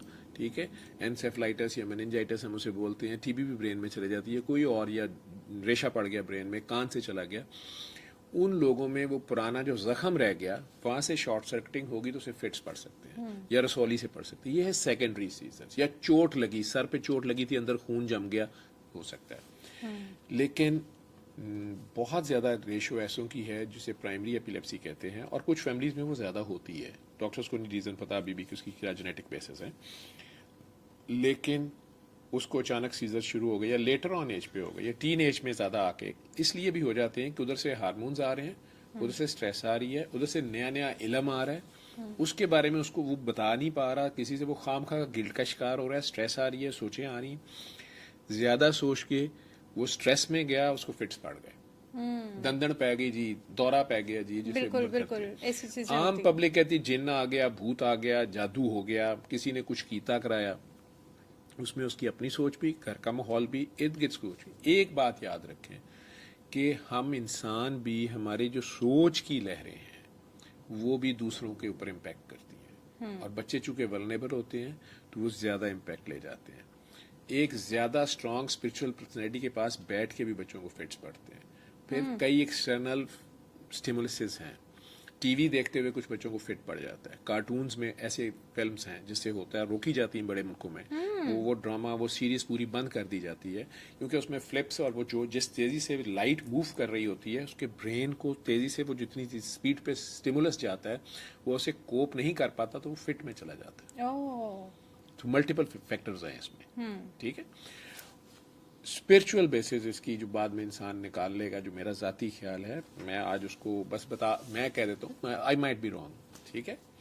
मैं माओ को कहता होता हूँ कि खाम खा इनके ऊपर आप हर वक्त फूका ना करें पढ़ पढ़ के, या इनके पास बैठ के ना फूकें, ठीक है, ना पढ़ें, स्पेशली जिस बच्चे को फिट पड़ता है बार बार, अच्छा और इसको यहाँ से आज़ाद कर दें। वो माँ का खौफ होता है कई बार जो बच्चे को डरा देता है, उसको फिट पड़ जाता है। वो माँ पढ़ी जा रही है अल्लाह का कलाम और नापाक हालत में है, या अंदर खुद दूसरों के लिए गंद और नफरत है, या उसकी सोच ऐसी है, तो वो बच्चा उससे अटैच्ड है। यूं समझ लें कि एक पेरेंट कंपनी सर्वर है और उसकी एक सिम है, पीछे से ही सिग्नल ज्यादा या कम आ रहे हैं, वोल्ट्स कम और ज्यादा आ रहे हैं, तो आगे सिम ने भी कांपना शुरू, परफॉर्मेंस उसकी खराब हो जाएगी। ये इलेक्ट्रोमैग्नेटिज्म का खेल है, उसमें कुछ ऐसी वेव्स हैं जिसे शायद इंसान अभी भी नहीं जानता और आगे जाकर डिटेक्ट करेगा। तो इसमें कई बार इंटरनल स्टिमुलसेस होते हैं, कई बार एक्सटर्नल होते हैं, कुछ डाइट्स की भी इम्बैलेंस के साथ, कुछ इलेक्ट्रोलाइट्स के इम्बैलेंस के साथ, और 10 और 20 के दरमियान आपकी बॉडी और ब्रेन में पर्टिकुलरली डोपामीन और सेरोटोनिन भी अब आ रहे होते हैं। इनका क्या रोल है? ठीक है, डोपामीन बेसिकली स्टिमुलेंट है, इसने आपको नए नए एक्सपेरिमेंट करने पे, उभारने पे, एक्साइटमेंट पे, ये भी देखूं वो भी देखूं, ये क्या है वो क्या है। सेरोटोनिन बाद में डेवलप होना शुरू करती है, ये नेचर का निज़ाम है। सेरोटोनिन आपको एहतियात सिखाती है, सेरोटोनिन आपको इनहिबिशंस लगाती है, ये नहीं करना, नहीं नहीं नहीं, ये किसी की बहन है, मेरी भी बहन है, नहीं मार पड़ेगी, ठीक है। ये दोनों का बैलेंस जो है वो आपकी पर्सनैलिटी डेवलप कर रहा होता है। बिल्कुल ठीक। तो आपको बाहर से बताया भी जा रहा होता है डूज एंड डोंट्स, प्लस आपके अपने अंदर भी बिल्ट इन होता है, प्लस आपके अंदर अब ख्वाहिश भी है ना, तलब भी है, चाहत भी है, चाहे वो किसी भी चीज़ के एक्सपेरिमेंट की है, लेकिन उसके साथ आप प्लान ये भी करते हैं कि यार इसमें फेलियर ना हो, या पकड़ा ना जाऊं, ठीक है, या चोट ना लगे, या नुकसान ना हो। कोई भी इंसान नहीं ना ये चीज़ें चाहता। तो ये डोपामीन और सेरोटोनिन का इसमें बहुत रोल है। जब ये इम्बैलेंस हो जाता है, वहां से आप लोग बाइपोलर डिसऑर्डर्स और शिज़ोफ्रीनियाज और प्लस हार्मोन्स का भी, उसके इस सारी थॉट प्रोसेस का, और इन सारे इन्हें कहते हैं न्यूरोट्रांसमीटर्स, ये केमिकल्स है ब्रेन के अंदर। तो साइकेट्रिस्ट वो ऐसी दवाइयां फिर देता है या देने की कोशिश करता है कि इस बैलेंस को रीगेन करे। अभी तक ऐसी कोई दवाई बन नहीं सकी जो 100% नेचुरल बैलेंस पे ले आए। तो मैं मैक्सिमम कोशिश करता हूं कि 10 और 20 साल के बच्चे को मेडिसिन ना दी जाए, और यूरोप और अमेरिका में भी यही प्रैक्टिस है। अच्छा, मेडिसिन पे उसको ना लगाएं या नशे पे उसको ना लगाएं। मतलब डॉक्टर वही ट्रैंकलाइजर दे तो वो हलाल है, वो खुद बेचारा सब्सटेंस यूज कर ले तो वो हराम है, हो वही खेल रहा है, ठीक है। तो नशा जो है, चाहे वो शराब है, उस पर खुमार डाल देगा ना, उसके थॉट जिस चीज को उसने फाइट करना था, उसके ऊपर कुछ स्ट्रेस आ रही थी, चाहे वो एग्जाम की थी, डेड टाइम शॉर्ट होने की थी, किसी भी चीज की थी, उसको उसने फाइट करना था, उसके अंदर एबिलिटी है, उसके अंदर वो वाले हार्मोन्स फाइट और फ्लाइट के बनने थे, ठीक है। एड्रेनलिन, नॉर्लिन, सिंपैथेटिक, पैरासिम्पैथिक सिम्पटम्स, ये सारे एक्टिवेट हो रहे होते हैं। लेकिन उसको आपने ट्रैंकलाइजर्स पे लगा दिया, उसको आपने एंटी डिप्रेसेंट्स पे लगा दिया, उसको मूड स्टेबलाइजर्स पे लगा दिया, उसकी नेचुरल एबिलिटी जो है वो सप्रेस हो जाएगी। अब वो डिपेंडेंट हो जाएगा, इसे कहते हैं नशा लगना, ठीक है। या वो सोया रहेगा, नशा लगा के, खैर है, पेपर जब दे देंगे तो वो टेंशन नहीं उसको होगी। फिर पेन होती, कुछ लोगों को स्पिरिचुअल पेन बहुत ज्यादा होती है, वो बहुत सेंसिटिव हो, तो जिंदा लोग होते हैं, असल में ये जिंदा लोग होते हैं। दर्द जिंदा को होता है, मुर्दा को नहीं होता। ठीक है, Very true. इनका दिल जिंदा होता है, ये हसास होते हैं। ये वो 10 to 20 के दरमियान एम्पैथी का बड़ा रोल है। तो आप, मैंने कहा ना एक्ट्स ऑफ काइंडनेस, तो अगर आपके बच्चे को आप छोटे छोटे एक्ट्स ऑफ काइंडनेस सिखा देंगे ना, ठीक है, तो एम्पैथी उसके अंदर अगर आप डेवलप करेंगे तो वो नई अचीवमेंट्स करेगा, मेंटली ज़्यादा फ्री होगा और ज़्यादा एलिटेड फील करेगा। ठीक है, वो पॉजिटिव फ्रेम ऑफ माइंड से जो कुछ भी कर रहा है, उसे ये भी सिखा दें कि जताना नहीं है। उसको साथ उससे बड़ी हस्ती अल्लाह से मिलवा दें, उसको बता दें कि ये कुदरत की तरफ से तुम्हें ये तौफीक दी गई है। चलो अच्छी बात है, अगर तुमने किसी बच्चे को आइसक्रीम दे दी है, किसी के साथ खिलौना शेयर कर लिया, उसके पास है नहीं था, आपने कपड़े ले दिए आपने, और ये छुपके करना है।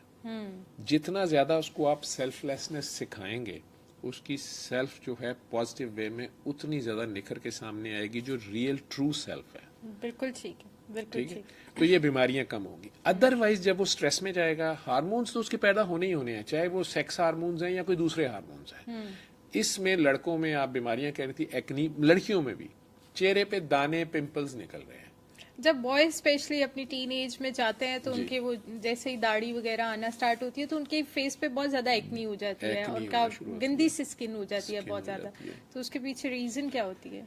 उसके पीछे रीजन ये होती है कि ये स्किन, बेबी स्किन से आपकी वो जो थे ना गोल्डन ईयर्स, वो तो गए, मासूमियत गई। अब मासूमियत के बजाय आप पक्के आदमी, पक्के पीछे बन रहे हैं। आपको बहुत सी बातें पता चल रही हैं, आपको बड़े सीक्रेट्स भी आ रहे हैं, उन्हें आप छुपा भी रहे हैं। ऊपर से हकीमत, अल्लाह भला करे, जाली कीमत, असल हकीम तो बहुत बड़ी बात होती है। जाली कीमत हर दीवार पे, पाकिस्तान में तो यही है, सूरत इंजाल, जरियान, एतलाम और पता नहीं क्या क्या नाम। वो बेचारा आधा वो भी सोच सोच के पागल हो रहा है, ये पता नहीं क्या है। ठीक है, मुझे हो गया, लड़कियों को लिकोरिया फलाना, पता नहीं क्या क्या लिखा होता है। तो और आजकल अब गूगल का भला करे अल्लाह, तो बच्चे फिल्मों में या वैसे भी सुन के हर एक को पीसीओ हुआ अपनी सोच में। ठीक है, हर एक को पता भी नहीं है ये क्या है, वह नहीं अपने ऊपर तारी किया हुआ है। डॉक्टरों के लिए अच्छा भी है, पैसे बनते हैं। हमने उस मरीज का नाम ही रखा होता गूगली, ये गूगली है, ये गूगल से बढ़ के जाके बीमार होके आ गया, खैर है, इसको और टेस्ट कराओ, इसको इधर से फंसाओ, गलत है। उसकी अच्छी काउंसलिंग करनी होती है, जो उसके शायद बड़े भी कर सकते थे, लेकिन बड़ों ने अपना इमेज ही नहीं उसके सामने ऐसा रखा।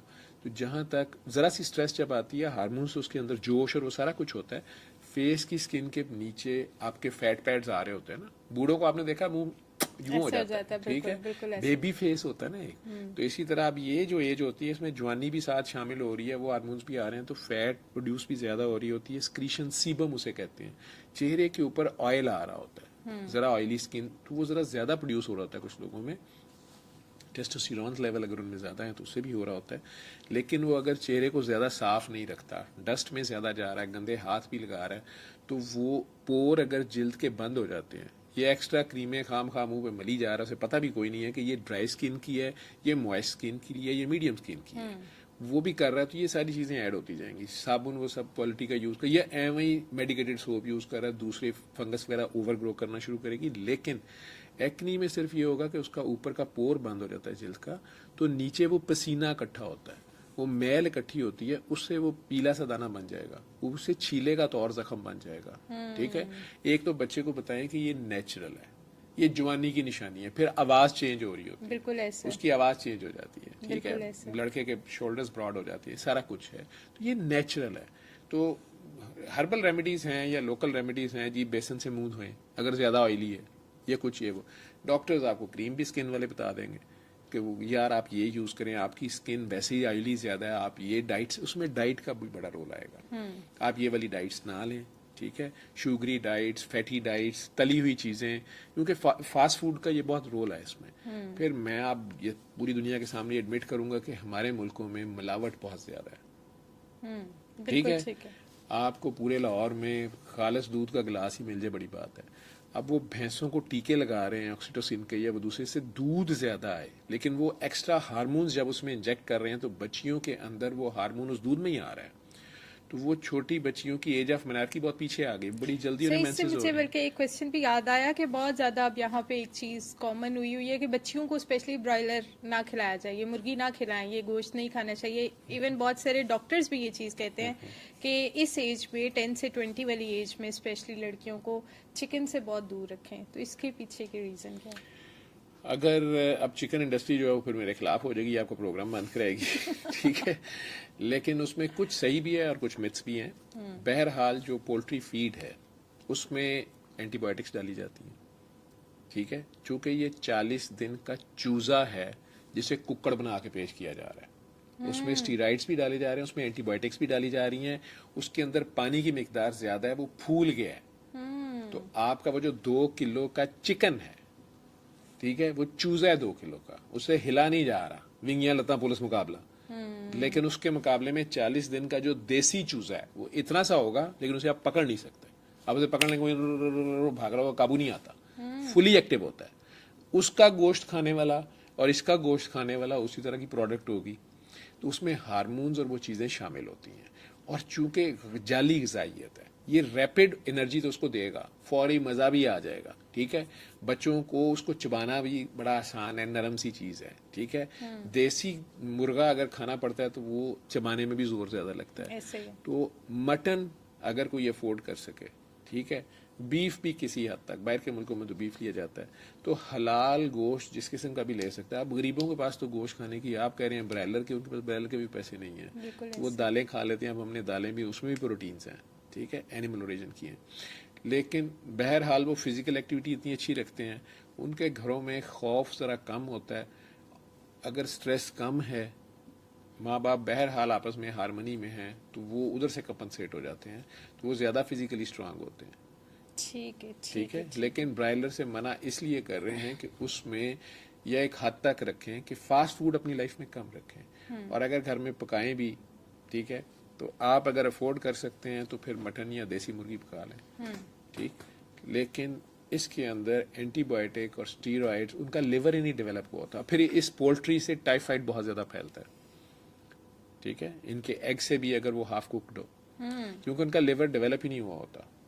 और साल्मोनेला जो है इधर से ज़्यादा ग्रो करता है, आगे जाता है हमारी डाइट में, हाफ कुक्ड होगा तो टाइफाइड होगा, आंतों की बीमारी जिसे है, आंतों में सोजिश करेगा वो, और काफ़ी डेडली डिजीज इन्फेक्शन करेगा। बिल्कुल ठीक है सर। कुछ लड़कियों को तो बिल्कुल अपने टाइम से मेंस्ट्रुअल साइकिल उनका स्टार्ट हो जाता है, लेकिन कुछ लड़कियों को बहुत लेट ये साइकिल स्टार्ट होता है, ठीक है, और कुछ को तो इवन इतना लेट हो जाता है कि पेरेंट्स भी डर जाते हैं कि पता नहीं होगा भी कि नहीं होगा।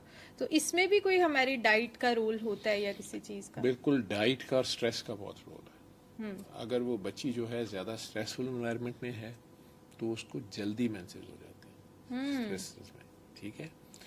और अगर वो अच्छे इन्वायरमेंट में है और डाइट भी बैलेंस्ड है, ज़्यादा फैटी डाइट्स नहीं है, ज़्यादा शुगरी डाइट्स नहीं है, एक बैलेंस्ड सी डाइट है, बच्चियां वैसे अमूमन कम ही खाती हैं, ठीक है, तो वो 15-14 साल 15 साल की एज में, हमारी जनरेशन में, हमारी रेस में भी एज ऑफ मेनार्की ज़रा जल्दी है, बच्चियां जल्दी मेच्योर हो जाती हैं, ठीक है।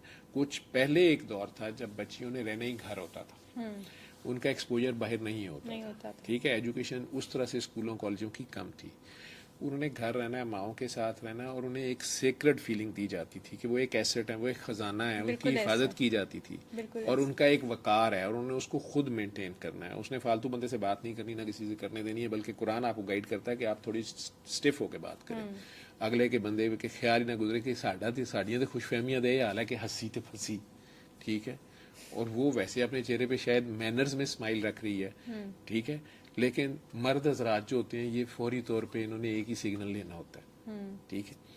तो अल्लाह भी कुरान में गाइड कर रहा है कि कोई ज़रूरत नहीं है, इनसे ज़रा ब्लैंक फेस से बात करो या इस तरह करो, ठीक है, आपकी जॉब ऐसी है, आपकी मजबूरी है। मुझे चार्ली चैपलिन का लेटर याद आ गया जो उसने अपनी बेटी को लिखा हुआ है, वही पढ़ लें लोग, ठीक है। उसकी बेटी ने स्टेज पे काम करना शुरू किया तो उसने एक बार खुद जाके देखा, वो स्टेज पे परफॉर्म कर रही थी, उसने कपड़े उस तरह के पहने हुए थे, बड़ा मशहूर लेटर है उसका। उसने उसे फिर लेटर लिखा, तो उसने कहा कि मैंने तुम्हें देखा बाद में टैक्सी में जाते हुए, और तुमने फ़ौरन जब शॉल ले ली, फ्रांस का माशरा है, और तुमने टैक्सी में ऐसे बैठ के गई तो मुझे बड़ी खुशी हुई, कि वो तो तुम्हारे जो तुम परफॉर्म कर रही थी, तुमने रिवीलिंग ड्रेस पहना हुआ था या जो भी तुम कर रही थी, वो तुम्हारी जॉब का रोजी रोटी का हिस्सा था, तुम्हारी मजबूरी थी। लेकिन मुझे अच्छा लगा कि जहाँ तेरी मजबूरी ख़त्म हुई, तुमने अपने आप को एक कीमती एसेट और छुपा हुआ खजाना बना लिया और तुमने अपनी वैल्यूज़ को रखा है। बड़ा खूबसूरत सा लेटर है उसका। लेकिन एक बाप बेटी को लिख रहा है, उसको सपोर्ट नहीं कर सका, ब्रोकन फैमिली है, जो भी उसकी कहानी है। सिमिलरली अब भी ये है कि हमारी बच्चियां जो हैं वो तो बाहर जा रही हैं, छोटी एज से जा रही हैं, स्कूल में जा रही हैं, और फिर मेल टीचर को या मेल स्टूडेंट्स जो हैं वो को एजुकेशन में पढ़ रही हैं, और वो सारी चेंजेस इकट्ठी आ रही हैं उस क्लास में। ठीक है, थॉट प्रोसेस भी इफेक्ट हो रहा है, इंटरपर्सनल रिलेशनशिप भी डेवलप हो रहा है, वो सारी चीज़ें हैं। लेकिन उन बच्चियों को, और वो फिर थॉट प्रोसेस भी उसी तरह का आएगा। फिर नेट आ गया अब आपके पास, फ़ोन आ गया उसके पास, एक्सटर्नल स्टिमुलस, उस तरह की मूवीज़, उस तरह की रोमांटिक मूवीज़ या सजेस्टिव मूवीज़ सामने आ रही हैं। तो आपको बच्चे को ज़्यादा टाइम भी देना पड़ेगा, मेंटली तैयार भी करना पड़ेगा। तो उसकी वो जो थॉट प्रोसेस है, अगर वो बैलेंस पे रहेगा, सोच से हो रहा है ना, आपको इमली देखते साथ मुंह में खट्टा पानी आ रहा है, स्टिमुलस काम कर रहा है कि नहीं कर रहा, और बॉडी में चेंज आ रही है। ठीक है, इसी तरह उस तरह की मूवी से भी आएगी, उस तरह के गाने से भी आएगी, उस तरह की आवाज़ से भी आएगी, वो सारा कुछ होगा। इर्द गिर्द जो बैठे हुए हैं उनकी तरफ से सिग्नल्स भी आएंगे, वाइब्स आप लोग मानते हैं ना, आती हैं। ठीक है, तो सोच की थॉट प्रोसेसेस भी एक दूसरे को अफेक्ट भी कर रहे होते हैं। वो कितनी स्ट्रांग पर्सनैलिटी है, उसके लिए मेरा फिर वही बात होगी कि दुनिया में सबसे ताकतवर, इस कायनात में सबसे ताकतवर जो सोर्स ऑफ एनर्जी है वो अल्लाह है। उस फ्रीक्वेंसी पे अगर आप रहते हैं, या माँ बाप को नाते पढ़ने सुनने का शौक है, मिलाद का, या नबी करीम सल्लल्लाहु अलैहि वसल्लम घर में बातें हो रही हैं, तो वो रहमतुल्लिल आलमीन है। और बच्चे को ये एक फीलिंग रहती है कि वो भी मेरे दिल में साथ है, जहाँ जहाँ रब्बुल आलमीन है वहीं वहीं रहमतुल्लिल आलमीन है। तो अगर वो बच्चा वो प्यार उनसे डेवलप कर गया, उस फ्रीक्वेंसी पे अटैच रहता है सम और द अदर, तो वो स्ट्रेंथ उसको ऑटोमेटिकली अवेलेबल होती है। और गलत और सही में उसको अचानक ख्याल आता है कि नहीं ये गलत है, ये नहीं करना, यह सरकार नाराज हो जाएंगे, या अल्लाह नाराज हो जाएगा। This is how they can cope this whole stress. बिल्कुल ठीक है। अर्ली मैरिजेस भी हो जाती हैं कुछ फैमिलीज में, 13, 14, 15 या चले 17, 18 में बच्चियों की भी शादियां कर दी जाती हैं, 19, 20 में बॉयज़ की भी शादियां कर दी जाती हैं। तो इसके बाद भी क्या कोई मेजर हार्मोनल चेंजेस उनकी बॉडी में डेवलप होते हैं, या आप इस चीज़ को अप्रिशिएट करते हैं कि इस एज में शादियां करते हैं? देखें, किसी भी काम को इस्लाम या सलामती या पीस, वो जैसे एक सवाल पूछा जाता थी, जॉइंट फैमिली सिस्टम होना चाहिए, नहीं होना चाहिए, कैलर होना चाहिए, या जल्दी शादी करनी है, लेट शादी करनी है, और सरकार दो आलम की बीबी आयशा की शादी की मिसाल दी जाती है। इस्लाम ने आप पे बाइंडिंग्स नहीं लगाई, लेकिन आपको सोचने की एबिलिटी दी है। मजबूरियों में और बात है, अगर गज़ा में अब जो हालात हैं, अल्लाह माफ़ करे, वो लोग अगर इकट्ठे एक कमरे में 10 बिल्कुल अनजान भी रह रहे हैं, तो वो आपस में इकट्ठे, उनमें एक ही यूनिटी है कि वो गजा के हैं या वो मुसलमान हैं या वो इंसान तो हैं, एक दूसरे को हेल्प आउट कर रहे हैं। वहाँ पे वो कहें पर्दा रखो, वो क्या होता है, महरम और ना महरम का ख्याल रखो, मुश्किल हो जाएगा उनके लिए, बाथरूम तक अवेलेबल नहीं है। और अगर वो शादियां भी कर लेते हैं, एक दूसरे की हेल्प आउट करते हैं, और एज की डिफरेंसेस हैं, औरत की बहुत ज़्यादा एज और बच्चे की कम है, या बच्चे की बहुत ज़्यादा, लड़की की कम है, लड़के की ज़्यादा है, मजबूरियों की बात हो रहा है, तो वहाँ भी हलाल हराम की जो अल्लाह ने नहीं आपके ऊपर कर दिया, ठीक है। लेकिन बहरहाल जैसे मैंने अभी डिस्कस किया कि 16-17 साल की एज तक तो अभी वो पूरी बॉडी तैयार हो रही होती है, उसका ब्रेन तैयार हो रहा होता है, उसके ऊपर स्ट्रेस का अपना रोल आ जाएगा, उसके ऊपर डाइट्स का अपना रोल आ जाएगा। एक बच्ची जो है अचानक अपना घर छोड़ के, जिस माहौल में भी वो थी, वो अचानक एक ऐसे घर में चले गई है जहाँ डाइट बिल्कुल डिफरेंट है, या जहाँ के हालात डिफरेंट, या स्ट्रेस लेवल डिफरेंट है, तो उसकी तो अभी पूरी तैयार नहीं हुई थी पर्सनैलिटी। ठीक है, हम बहुत सी चीज़ें 20 और 30 के दरमियान हमें मुकाबला करने की, सोचने की, एनालिसिस की एबिलिटी आती है। कुछ बच्चे ऐसे हैं जो मैंने देखा है कि जिन्होंने 16 जमातें पास की हुई हैं और थॉट प्रोसेस उनका 8वीं जमात जितना भी नहीं है, और इनोसेंट है, ये नहीं है कि इडियट है, नॉट इडियट। ठीक है, वो उनकी थॉट प्रोसेस इतनी प्योर है, इतनी साफ शफाफ सी है कि वो एक्सपेक्ट ही नहीं कर रहे कि दूसरा जो है वो ये करेगा, क्योंकि वो खुद ऐसे नहीं है, या उन्हें वो चीज़ एक्सपोज ही नहीं हुई है, स्ट्रीट स्मार्ट नहीं है। बिल्कुल ठीक है, कुछ ऐसे हैं जिन्होंने पढ़े तो 8वीं जमात तक हैं, लेकिन वो PhD वाले के कान कतर रहे हैं। मैच्योर है। ठीक है, वो फुल मैच्योर है, वो माहौल ऐसे से निकला है। मुसलमानों का, हमारी को तो एक ज़्यादा है कि हम अपने बच्चों को पढ़ने और नौकर बनने पे ज़्यादा जोर है हमारा, हम बिजनेस तक नहीं सिखा रहे, हमें पता ही नहीं बिजनेस का, अच्छे बिजनेस का, ठीक है। मुसलमान ताजरों की मशहूरियां हैं कि ट्रेडिंग जो उन्होंने की और पूरी दुनिया में जी इस्लाम उनके थ्रू फैला, उनका करेक्टर प्लस उनकी ट्रेडिंग एबिलिटी वो हमने लूज कर दी। हम इंडिया पाकिस्तान में थे, हम वैसे बादशाह थे ये बड़े सगीर में, ठीक है। ज़्यादातर स्टेट्स मुस्लिम्स के पास थी, लेकिन हिंदुओं और कोएग्जिस्टेंस बहुत खूबसूरत थी, वो सारा कुछ था, लेकिन ट्रेडिंग भी थी, सारा कुछ उस वक्त चल रहा था। लेकिन फिर गोरे का जब दौर आया तो उसने तो लिविंग कमाने के लिए नौकरी लाजमी कर दी और एजुकेशन स्कूलों वाली आ गई, ठीक है। ग्रेडिंग्स और ये और वो, कोई और भी तो स्कूल सिस्टम था ना जिसपे इतनी खूबसूरत स्टेट चल रही थी, मल्टीपल स्टेट्स थी, कोएग्जिस्टेंस थी, मल्टीपल रिलीजन्स थे। बहरहाल वो एक लंबी बात हो जाएगी। तो जल्दी शादी अगर की जाएगी, मजबूरी की बात और है। किसी बच्ची के माँ बाप की डेथ हो गई है, वो अकेली है, 13, 14, 15 साल की है, उसके मामू या चचा अपने पास ले गए हैं, खाला या फूफो ले गई हैं। यहाँ पे नियर एंड डियर रिलेटिव्स का भी रोल आया ना, इसलिए अल्लाह ने कतर रहमी भी मना की है। और फिर उन्होंने अब उसी घर में रखना है, और अगर उन्होंने अपने बेटे या बेटी से उसकी शादी कर दी है, जल्दी कर दी है उन लोगों को, तो उन बड़ों को ये भी साथ देखना है कि अब इन्हें अभी स्पेस देनी है।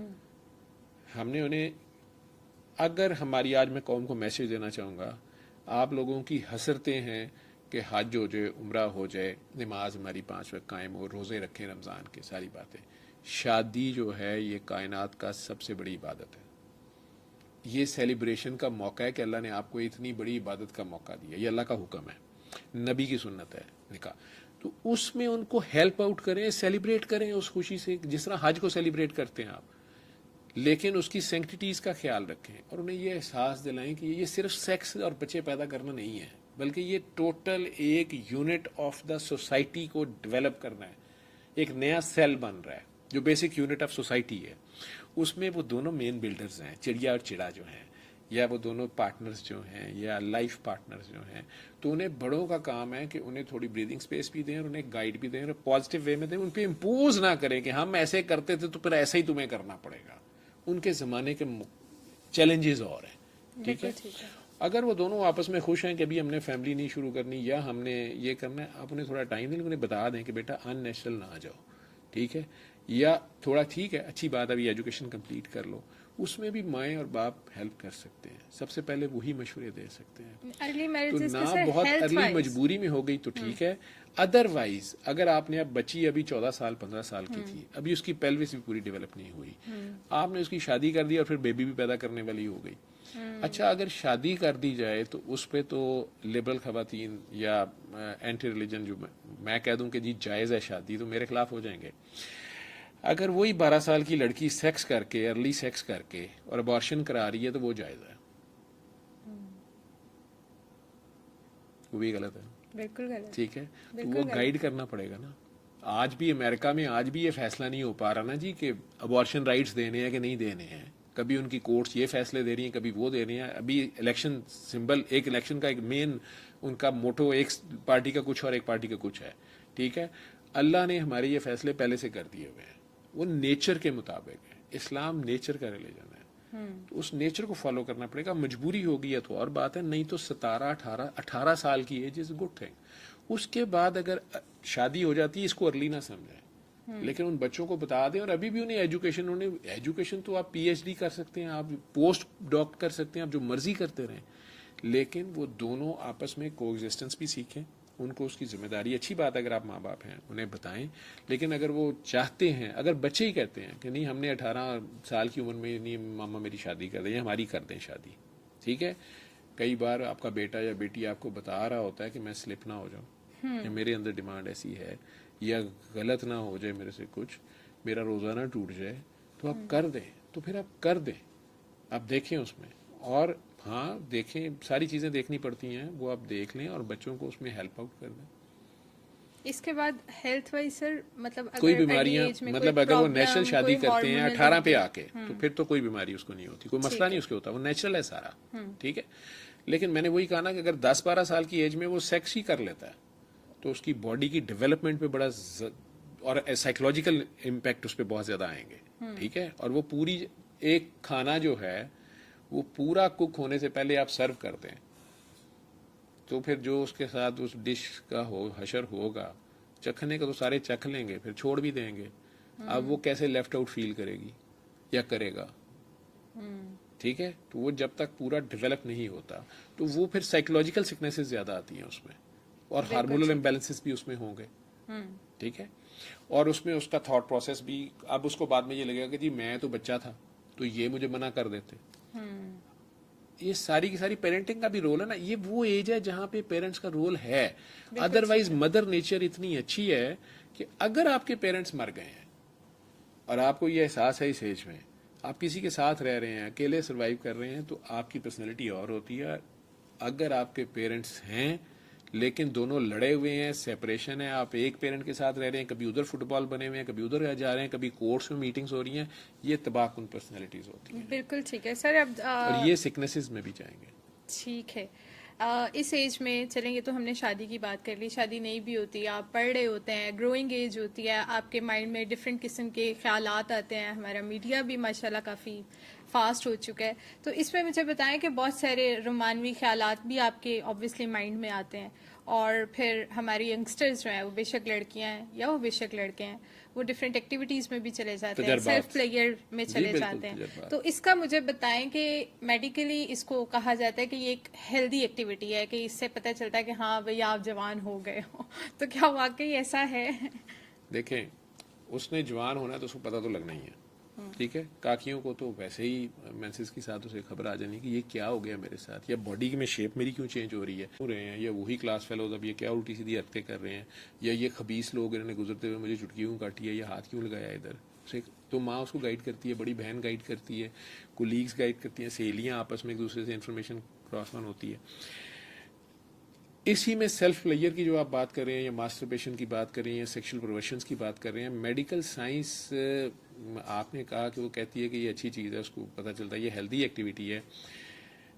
एक्सेस और miss use of anything is bad, number 1। Number 2, अब आप ये कहना चाह रहे हैं कि अगर वो 16-17 साल की एज में प्यूबर्टी अचीव कर गया, सारा मुकम्मल और बॉडी स्ट्रक्चर तैयार हो गया, तो उसकी शादी तो ना की जाए लेकिन उसे मास्टरबेशन की इजाज़त दे दी जाए, ये हेल्दी एक्टिविटी है। मैं नहीं कह रही, मैं आपको बता रहा हूँ ना, मेडिकली इस तरह हाँ, समझा जाता है। अब अगर वो सेल्फ प्लेयर को 2 मिनट को ले भी लेगा तो उसके बाद जो नेचुरल चीज़ है, एक बंदा जो है वो खजूर की गुठली सारा दिन चबाता रहे और कहे नहीं मैं खजूर खा रहा हूँ, लुआब तो बनेगा मुंह में, थोड़ी देर को शायद उसका तसल्ली भी हो जाए उसने कुछ खाया है। रोजे में ऐसी मुंह चबाता रहे, या शावर में साढ़े वर्गियां नहाते हम पानी पी जाए कि अल्लाह मियां आपको पता है वैसे ही अंदर चला गया रोजे में, ठीक है। तो वो ये सारा कर ले, कितनी देर गुजारा होगा, फ्रस्ट्रेट होगा, ये फ्रस्ट्रेशन का एंटर होगी, और फिर उसमें गिल्ट भी आएगा, ठीक है। और एक चीज उसको और फ्रस्ट्रेट करें कि हार्मोन प्रोडक्शन बढ़ती जाएगी अब, तो वो ये तजर्बा करने के लिए शायद खुदा न खास्ता बहन को या किसी की बेटी को या किसी के बेटे को ही ना पकड़ ले, या किसी जानवर से ना बदतमीजी कर दे, समझ रहे हैं? बिल्कुल ठीक। तो मुझे अपने प्रोफेसर साहब याद आ गए। हम जब फर्स्ट ईयर मेडिकल में गए थे, फर्स्ट ईयर सेकंड ईयर में बायोकेमिस्ट्री के, हालांकि वो थे मुश्ताक साहब, शायद उन्हें किताब में भी लिखा हुआ, तो वो ये पढ़ा रहे थे रिप्रोडक्शन के बारे में, और उसमें उन्होंने ये लफ्ज़ बोले थे कि 99% of the people they do masturbate, या सेल्फ प्लेयर जो आप कह रहे हैं। उसके बाद वो आगे पढ़ाना शुरू हो गए। तो वो हमारा एक क्लास फेलो था, मौलवी, हम उसे कहते थे दाढ़ी, वो अचानक बीच में खड़ा, उसने कहा सर व्हाट अबाउट 1%, लड़के लड़कियां इकट्ठे बैठे हुए हैं, मेडिकल कॉलेज पढ़ रहे हैं, फर्स्ट ईयर है। तो सर ने उतने ही फ्लो में कहा they are liars, 99% go for masturbation, अब 1% जो है वो झूठ बोलते हैं। अब वो उस वक्त तो कहका लगा, बात खत्म हो गई। 5 साल असी उन्हें छेड़ दे रहे, मौलवी तू तो झूठा नहीं गा, मौलवी आप तो झूठ नहीं बोलते। अब मौलवी फंसे, जो कवे मैं झूठ बोल तो फंसे, और ये एक मजाक तो बन गया, ये हकीकत भी है शायद, लेकिन ऐसे लोग भी होते हैं एज ए डॉक्टर मैं जानता हूँ, जिन्होंने शायद कभी ना सेक्सुअल परवर्शन की होती है, ना सेल्फ प्लेयर या मास्टरबेशन में गए होते हैं, इसमें कोई शक नहीं है। ये आपको मेंटल स्ट्रेंथ फिर देता है, और वो हार्मोन्स आपकी फिजिकल स्ट्रेंथ में भी काम आते हैं। लेकिन आप इस चीज़ को ही अगर अपने सर पे सवार कर लेंगे, ठीक है। तो मुझे याद है कि हमारे एक दोस्त की शादी पे, बड़ा हमारा एक दोस्त है, अब तो बहुत बड़ा प्रोफेसर है सेक्रेटरी का, तो दोस्त की शादी पे हमने उसको शुरलियाँ, अब तो नहीं आतिशबाजी हो सकती ना, ठीक है, तो आपको पता नहीं कुड़ियों ਨੂੰ भी शुरली किया जाता है या तेज आदमी को भी, तो वो शुरलियाँ हमने उसे पकड़ा दी शादी के ऊपर कि यार ये पकड़ के रख। तो अब जब ये दूल्हा हमारा जो है टेम्पल रोड की शादी थी, उसके साथ हमने पतंगे भी बड़ी उड़ाई उस यार की शादी, तो हम बड़े एक्साइटेड थे। हमारे दोस्तों में से पहले की शादी थी, तो उसकी बाजियों ने फरमाइश कर दी कि जी जरूर मुन्नू ਨੂੰ घोड़े पे बिठाना है। तो अब वो घोड़े पे बिठा दिया, तो जिसकी ड्यूटी थी शुरलियां चलाने पे, उसको किसी ने कह दिया कि यार तुम लोगों ने आतिशबाजी नहीं की, और जिसके हाथ में शुरलियां थी वो हम उसको रैम्बो जॉन रैम्बो ये वाला नहीं, जो असली रैम्बो था वो बिल्कुल उसकी कॉपी था, और बड़ा स्ट्रांग आदमी था, बड़ा ही स्ट्रांग पर्सनैलिटी थी। अब तो सेक्रेटरी का प्रोफेसर है। उसके हाथ में शुरलियां थी, उसे कोई पता नहीं, वो बच्चा एक और फैमिली बैकग्राउंड से था, उसे पता नहीं शुरलियों को क्या करना होता है। तो उसको पकड़ाई हुई थी, किसी ने कहा था कि ध्यान से रखी, इसमें बारूद है और ये इधर उधर ना कहीं छोड़ दी, और इस तरह करके उसे बताया था, और बड़ी अच्छी वाली शुरलियां थी, या आतिशबाजी का सामान था। और जिसने लगानी थी वो शेख साहब जड़े ने वो शरारतियों के DIG हैं, ठीक है। अब उसे कहता है कि ध्यान ना फड़ के रखी, ये नहीं उसे बताया कि एक एक करके छोड़नी है, और वो पकड़ के उसने जो उसके पास छोटी सी मशाल थी या क्या थी, उसके साथ साड़ियों को इकट्ठी आग लगा दी, ठीक है। और ऊपर से घोड़े के पास खड़े हैं ये, उधर दूल्हा घोड़े पे बिठा दिया, ठीक है। उधर गाना चलता पे है, वो ट्यून चल पड़ी, वीर मेरा घोड़ी चढ़िया, ठीक है। इधर शुरलियों को आग लगाई, उधर से उसे कह दिया कि ध्यान ना फड़ी, उसने फुल जोर से पकड़ ली। अब वो छोड़नी थी, वो साड़ियों को आग लगी, अब वो उसका बाजू धन धन धन, वो छोड़ नहीं रहा। थोड़ी देर बाद हालात, घोड़ा छलांगे मार रहा है, थोड़ी देर बाद पता कि दूल्हे को किसी ने कैच किया है, घोड़ा चंद बरातियों के ऊपर से भाग गया है, और हमारा दोस्त जो था उसका उसी धुएं में से चेहरा जब बरामद हुआ, आज तो वो वीडियो पड़ी होगी, तो उसने जो कोट पहना हुआ था वो इतना गायब था, ठीक है। शुरलियां ने खाली जो काने थे वो उसने जले हुए पकड़े थे, बड़ा के अंदर देख लो एक भी नहीं छड़ी। तो आज तक कदी कदी छड़नी भी होती है, ठीक है। तो बच्चे स्ट्रीट स्मार्ट होने भी चाहिए। और दोस्त जो हैं, आज भी मेरे लिए वो जो मेरे दोस्त हैं, मेरा इंप्रेशन तो लोगों के सामने सूरा रहमान का स्पिरिचुअल मेडिसिन का प्रोफेसर, या शायद कोई बड़ा ही नेक आदमी होगा, लेकिन ये जो मेरे यार हैं ये आज मेरी स्ट्रेंथ है। जहाँ भी दुनिया के कोनों में बैठे हुए हैं, ये जो शरारतें हैं, ये जो कुछ भी हमने टाइम गुजारा, मुन्नू की शादी तो हो गई और रात को वापस भी ले आए, और घर वालों को गुस्सा हमारे पे बड़ा था जो कुछ भी हुआ था, तो उन्होंने बारात लड़के को आते साथ अंदर घुसेड़ के टेम्पल रोड पे, तो उन्होंने कहा अब सब तुम लोग घर जाओ। अंकल प्रोफेसर थे KE के, तो उन्हें पता था कि ये बड़े लिफ्ट इन्होंने कम अब कोई और कारनामा ना कर दे, तो उन्होंने गुस्से में हमें कह दिया कि तुम सब घर जाओ। उसका कमरा बिल्कुल ऊपर था, तो फिर हमने गाड़ी वहीं खड़ी, हमारी गाड़ी पंक्चर हो गई, ठीक है, पता नहीं बाहर निकल गई उसमें से। तो अंकल बाहर आए भी, उन्होंने कहा कि अंकल वो कोई नहीं, हम बैठे, वो ना टायर पंक्चर लगवाने गया, तो हम जाते हैं। तो अंकल ने फिर गुस्से से दरवाजा बंद किया, क्योंकि उन्होंने कहा हमें कुछ नहीं था। तो फिर वो अंकल चले गए, तो उस गली में जो ही ऊपर वाले कमरे की लाइट ऑन हुई, तो वो उस गाड़ी में बड़ी देर गाना चलता रहा, टार्सन माय टार्सन।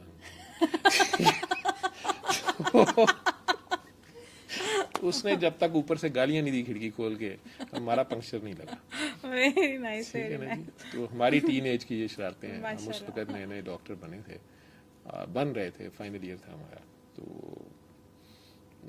ये सारी भी चेंजेस हैं, ये भी बीमारियां, दोस्त भी बीमारियां होती हैं। तो सही है सर। सर लास्ट क्वेश्चन है हमारा कि बहुत सारे लड़के जो है ना इस एज में जिम जाना स्टार्ट हो जाते हैं, तो क्या ये उनके लिए ठीक होता है? लाइक 13-14 में वो बहुत ज़्यादा एक्सरसाइज इस तरह की कर लेते हैं। अक्सर बड़े हमारे कहते हैं नहीं जी हाइट रुक जाएगी, अभी मत करो, फूलोगे नहीं, फलोगे नहीं, तो इस बारे में प्लीज़ बताएं। 15-16 से तो ज़रूर उसे एक्सरसाइज करनी चाहिए, उससे पहले बाकी स्पोर्ट्स भागम दौड़ वाली उसे ज़रूर करनी चाहिए। और जिम अगर वो जाना शुरू करता है तो 17-18 से वो शुरू कर दे। वेट ट्रेनिंग में वो समझ सकते, कह सकते हैं कि शायद वेट उठाने से, लेकिन हाइट शायद छोटी रह जाए या कुछ हो जाए। और उसमें स्टीरॉइड्स बहुत ज़्यादा यूज़ करते हैं कई लोग, जो कि इसीलिए डोप टेस्ट वो सारे किए जाते हैं, क्योंकि वो उसकी हेल्थ को इफेक्ट करते हैं। तो वो नेचुरल वे से कसरत करे, कोशिश करे, एक्सरसाइज करे, मेहनत करे, तो उसकी बॉडी स्ट्रांग होगी। वही जो टेस्टोस्टेरोन है वो इधर यूज होगी, ठीक है। तो मसल्स उसके स्ट्रांग होंगे, बोन्स उसकी स्ट्रांग होंगी, तो उससे उसको मेंटल एक कॉन्फिडेंस भी उसके अंदर होगा, ठीक है, हीरो लुक आएगी। तो ये ज़रूरी है, ये प्लस पॉइंट है एक्सरसाइज जो है, इसकी कमी है अब हमारे बच्चों में।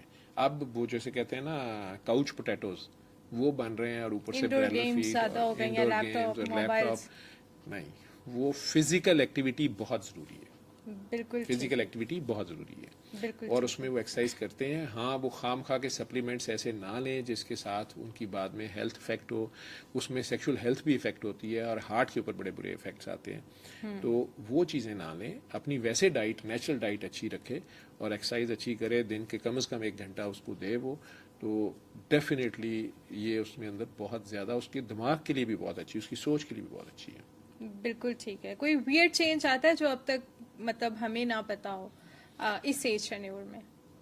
एक्सरसाइज के साथ नहीं नहीं, वैसे ही कोई पूरी पर्सनालिटी में आपका हेल्थ वाइज कोई भी लड़के या लड़कियों में 10 से 20 साल में कोई वियर्ड चेंज आता है बॉडी के अंदर नहीं, जो हमें ना अवेयरनेस ना हुआ मतलब? नहीं, वो अगर उसका, मैं फिर वही कहूँगा ना कि वियर्ड वो सूरत में है कि उसके एक्सटर्नल एनवायरनमेंट कोई ऐसी है, स्ट्रेस ऐसी थी या अवेलेबिलिटी उसको ऐसी थी, उसके घर वालों ने, बड़ों ने ख्याल नहीं किया कि ये बच्चे के सामने करने की चीज़ें नहीं है, घर में ही बाहर थी। ठीक है, घर में ही अब्बा जी इस तरह की पार्टीज थ्रो कर रहे थे कि वो बच्चे को भी सही और गलत का नहीं पता चला। उसने अपने तौर पे ही वो ऐसा माहौल अपना बना लिया, अपने दोस्तों का ऐसा माहौल बना लिया, ऐसे लोगों में हो गया, शामिल हो गया, ऐसे कामों में शामिल हो गया, उसकी पर्सनैलिटी अजीबोगरीब बन गई। और उसने कोई वो क्या था जिसने वो बच्ची को कत्ल ही कर दिया था, मार दिया था इस्लामाबाद में पिछले साल, वो पार्टीज में वो अजीबोगरीब चीज़ बना, हालांकि वो टीचर था। किसी को पता ही नहीं था कि उसकी पर्सनैलिटी इस किस्म की है और वो इन सेक्सुअल परवर्शंस में भी पड़ा हुआ है और ह्यूमन जो उसका बिहेवियर था वो इंसान रहा ही नहीं हुआ था। ठीक है, तो वो वियर्ड आप उसे कह सकते हैं, या ऐसी भी चेंजेस, ये तो पर्सन टू पर्सन वेरी कर जाएगा। ठीक है, माइकल जैक्सन को क्रेज हो गया कि मैंने, बचा था वो या यंगस्टर था इसी एज में, तो उसे क्रेज था कि मैंने डिफरेंट नजर आना है, मैंने अपना रंग भी चेंज करना है, ये है कुन फयकून अचीव करने की कोशिश। ठीक है, मैंने ऐसा म्यूजिक देना है कि उस पर 6 माह का बच्चा भी हिलना शुरू कर दे, डांस करे, मैंने डांस की मूव्स ऐसी देनी है जो दुनिया में पहले ना हो, और मैंने ट्यून्स ऐसी देनी है जो बिल्कुल out of this world music हो। वो 10 से 12 साल उस कमरे में बंद रहा। उसकी माँ कहती है कई बार मैं ट्रे जो खाने की रख के जाती थी तो कितने घंटों के बाद भी वो खाना ठंडा हो गया, खराब हो गया होता, उसने खाया नहीं होता, तो वो अपने चक्कर में पड़ा होता था। पूरे मोहल्ले का वो एक मजाक था, पूरे अपने बहन भाइयों में वो एक मजाक था कि इसने क्या तोप चलानी है। ठीक है, और इस एज वाले बच्चों को फ्री छोड़ा भी इसलिए नहीं जाता कि ये लूज कैनन है, कितने भी ना चल जाए। ठीक है, लेकिन उस बंदे ने अपनी उस कन्विक्शन को नहीं छोड़ा, और 10 साल के बाद या 12 साल के बाद आखिरकार उसने ऐसा म्यूजिक दिया, थ्रिलर या जो भी था, कि वो आज भी 6 माह के बच्चे के पास लगा दें, जिस मर्जी मजहब का और जिस मर्जी नस्ल का। ठीक है, या 70 साल के बाबे के पास लगा दें, तो एक बार वो हिलना तो शुरू कर देता है ना। बिल्कुल ठीक है, बिल्कुल सही है। अपना रंग भी उसने चिट्टा कर लिया, बिल्कुल ऐसे। उसने शक्ल भी अपनी ब्यूटिफाई कर ली। ठीक है, लेकिन इस सारी एक्सट्रीम पे जाके वो वियर्ड सी जो भी चीज बना, उसने पैसा भी बना लिया। ठीक है, लेकिन मौत को भी नहीं शिकस्त दे सका। और दूसरी चीज जो हुई कि वो जो पर्सनैलिटी, इस सारे को अचीव करके भी उसे पीस नहीं मिला, उसे सुकून नहीं मिला, और आखिरकार वो जिस मौत मरा या सुइसाइड हो गया या जो भी उसकी हालत हुई, वो उस सारी एक्सट्रीम रास्ते पे चलते हुए वो जो सच्चा प्यार नहीं मिला ना, वो जो रब से ताल्लुक नहीं बन सका ना। बिल्कुल सही। ठीक है, वो डेफिशिएंसी थी जो उसको सुकून सिर्फ अल्लाह में है। बिल्कुल ठीक है। Thank you so much sir.